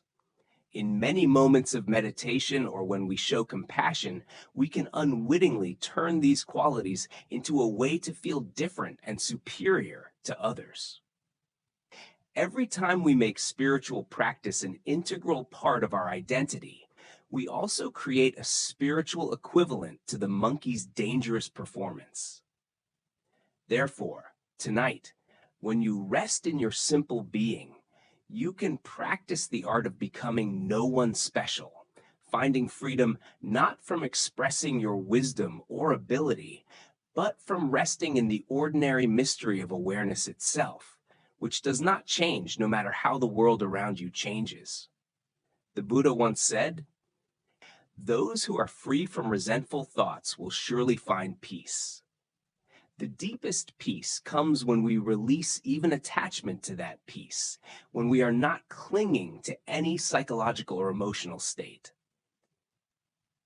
Let us move on to another story, a story of the fundamental truth that governs all experiences, a teaching of the meditation practitioner, and also a wise reminder to all who are on the path of practice. A young disciple practiced meditation for several months with dedication and perseverance. Every morning and night, he sat still on the mattress, closed his eyes, trying to follow the breathing techniques that his teacher had instructed. There are days when meditation is gentle and peaceful, but lately he has been experiencing persistent difficulties as his mind is constantly distracted, irritable, and wrestling with the restlessness of his body. On one particular morning, he couldn't sit still for more than 5 minutes before the feeling of frustration overwhelmed. His mind ran like a galloping horse, thinking about work, relationships, and countless other petty worries. His legs ached from his unfamiliar posture, and despite his efforts to focus on his breathing, he was constantly being pulled into mental thoughts or physical discomfort. After a period of time that he felt was endlessly long, but was actually only about 20 minutes, he gave up the practice and decided to find a meditation teacher to share his difficulties. He met him in the small garden behind the meditation hall, where the old monk was pulling weeds in the early sun. His voice was heavy with depression and self-criticism. "Teacher, my meditation is terrible. I can't concentrate. My mind is always distracted. My legs hurt, and I keep falling asleep whenever I'm not distracted. Everything in my meditation is wrong. It's terrible." The teacher looked at him with calm and understanding eyes, listening without the slightest judgment, as if he had heard this lament countless times before. After a moment of silence, he just said softly, "It will pass." Then he continued his work of pulling weeds as if nothing had happened. The student stood there for a while, a little surprised by the brief and seemingly contemptuous answer. He expects more detailed advice, or at least consolation for the difficulties he is experiencing. But he only received 3 simple words, and he went back to his room to ponder. In the days that followed, he continued to practice meditation despite his frustration. Gradually, a change begins to occur. The noisy distractions of the mind begin to subside. The body becomes accustomed to the meditative posture, and moments of true peace begin to emerge amidst the storm of chaotic thoughts. By the end of the week, his meditation had changed completely. With new joy and relief, he found the teacher again. This time, he saw the monks sweeping the leaves in the temple grounds, and his eyes were radiant with enthusiasm and peace. "Master," he said, "you are wonderful now. I feel very alert, peaceful, and alive in my meditation. Your mind is clear, your body is relaxed, and you are experiencing the most beautiful states of consciousness. Everything is perfect." The teacher stopped, looked at him with the same calm eyes as before, and answered the same. "It will pass." This time, the disciple heard the teachings more deeply. The excitement of great meditation gradually transforms into a more subtle understanding. He realized that he was not only talking about meditation, but also about the nature of all experiences in life. The Buddha's wisdom teaches that this too will pass, reminding us of the impermanence of all phenomena, both pleasant and unpleasant moments, both the experiences we cling to and the experiences we want to avoid. The story of the young disciple and the meditation teacher is a living testament to this immutable truth. No state lasts forever. True stability and well-being are not the fixation of momentary sensations or psychological states, but letting go, acceptance, and the ability to see things in a serene, non-attachment way. On the spiritual path, we learn that everything, every feeling, every thought is waves that pass in the endless ocean of awareness. They come and go. And true well-being is not about trying to hold on to them, but about knowing how to let go and let them dissolve naturally. Thus, through these profound stories and teachings, we recognize a simple but powerful truth. Humility, non-clinging, and impermanent awareness are the foundation of true wisdom and deep peace. What we consider special, what we consider to be an achievement, or the strongest point of the soul, if too closely tied to the ego, becomes a shackle that prevents true freedom. When we let go of those false beliefs and realize the interconnected and impermanent nature of things, we will live in peace, freedom, and true love for all life. Why do we struggle so intensely with the ever-changing nature of our experiences? Zen Buddhism teaches that much of the suffering we endure does not come from the experiences themselves, but from our resistance and resistance to impermanence. We're exhausted trying to maintain pleasant states, and we're also distressed trying to escape unpleasant states. All these efforts, no matter how desperate, cannot control the natural changes that are the law of life. The experience of the meditation disciple, the times of feeling painfully desperate, and the times of being filled with great peace are all equally temporary, transient. His meditation teacher responded with a single, simple but profound sentence: "It will pass." It is not only a comfort in difficult times, but also a reminder that there is a deeper stability that exists beneath the constant ups and downs of psychological states. That stability does not come from constant conditions, but from awareness itself, the vast space where all experiences come and go, arise and dissipate. Try to look back at your relationship with the upheavals of everyday life. How much energy do you spend to maintain a good mood, to retain successful times, or to relax situations? How many unpleasant emotions, challenging periods, or unsatisfactory situations do you resist? Clinging to pleasant things and resistance to unpleasant things are both causes of unnecessary suffering, making your soul heavy and exhausted. In the practice of meditation, we learn to develop a state that can be called equality with impermanence, a harmony with the relentless flow of life. This does not mean that we become indifferent to our experiences, or that we do not care about the outcome of our actions and decisions, but rather that we train our ability to maintain attention and alertness regardless of whether the current situation is pleasant or unpleasant. The phrase, "it will pass," is repeated as a proposition that is both comforting and challenging. It soothes moments of suffering, reminds that no state of pain lasts forever. At the same time, it warns us in pleasant moments not to rush to build our identity based on temporary successes or momentary peak experiences. Zen master Suzuki Roshi once taught, "Each one of you is perfect in his own way, and you can use a little improvement." This paradox reveals the truth that we can fully appreciate and live fully in the present, while maintaining the lightness of knowing that everything we are experiencing will change. Take a deep look at the patterns of attachment and aversion in your life. Where are you trying to make things temporary permanent? Where are you tired of fighting against conditions that would change if you simply let them go with their natural flow?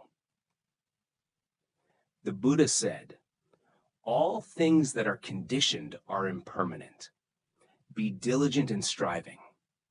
It invites us to put our hearts into life, into practice, into relationships and work, and to keep our minds gentle with all results, recognizing that all forms and experiences are temporary guests in the vast space of awareness. This understanding changes the way we interact with both success and failure, joy and pain. Instead of getting caught up in the inevitable waves of life, we can find stability in our immutable awareness, a solid foundation on which every experience arises and dissolves. Tonight, when you are aware of any state of mind and body, whether pleasant or unpleasant, clear or confused, can you recall the simple wisdom of the Zen master? Can you keep your current experience intact while knowing that it will pass like everything else? The Buddha observed that just as the vast ocean contains the salty taste of salt, the teachings of impermanence also have the taste of deep liberation. The taste of that liberation does not come from attaining a state of permanent pleasure, but from discovering freedom in the graceful art of dancing with the ever-changing nature of existence. When your time together closes in peace, take a moment to identify the serenity that has opened up within you. You may realize that this tranquility is not an external gift or something to be sought far away, but an inherent part of yourself, always present and available for you to access at any time. You can admit that the profound stillness you experience tonight is not just the result of these stories, but the mindful presence that is inherent within you, patiently waiting to be noticed. The Buddha once said, "Don't live in the past. Don't dream about the future. Focus your mind on the present moment." Ponder this profound teaching and understand that calmness and wisdom do not depend on specific conditions or great achievements. Instead, they grow from the attention and awareness itself that you can choose whenever you turn inward. Each story told tonight is a gentle reminder, an enlightenment to the wisdom that trials become less difficult when we take them with gentle acceptance. A sense of liberation begins to arise when we let go of rigid expectations. True stillness emerges when we observe our experiences without rushing to judgment or react. Even if the thought wanders or the feeling of restlessness is fleeting, the understanding you have cultivated tonight has been woven deep into the fabric of awareness, becoming a resource you can draw on whenever needed. As you prepare to fall asleep, let your mind reflect on how these timeless insights do not take you to a distant destination, but rather open up a more fulfilling way of living in the present. In the stillness that envelops you now, allow yourself to feel the subtle changes in your state of being, comfort in your body, gentle breathing, peace that pervades your mind, openness and receptivity. These discoveries are gentle nudges that remind us that deep wisdom is not only in ancient scrolls or distant retreats, but exists in the frank act of paying attention to our inner world and our outer world. Tonight, you have connected with that understanding, an overwhelming clarity that comes when we just stop, breathe, and observe. As you leave this quiet moment to return to the flow of life, take with you not only the echoes of these stories, but also the sense of clarity and balance they have awakened within you. Hopefully, that stability will accompany you, becoming a stable presence in all diverse landscapes of life. Thank you for joining us on this journey at the Monk Tells Bedtime Stories. Have a good night and peace.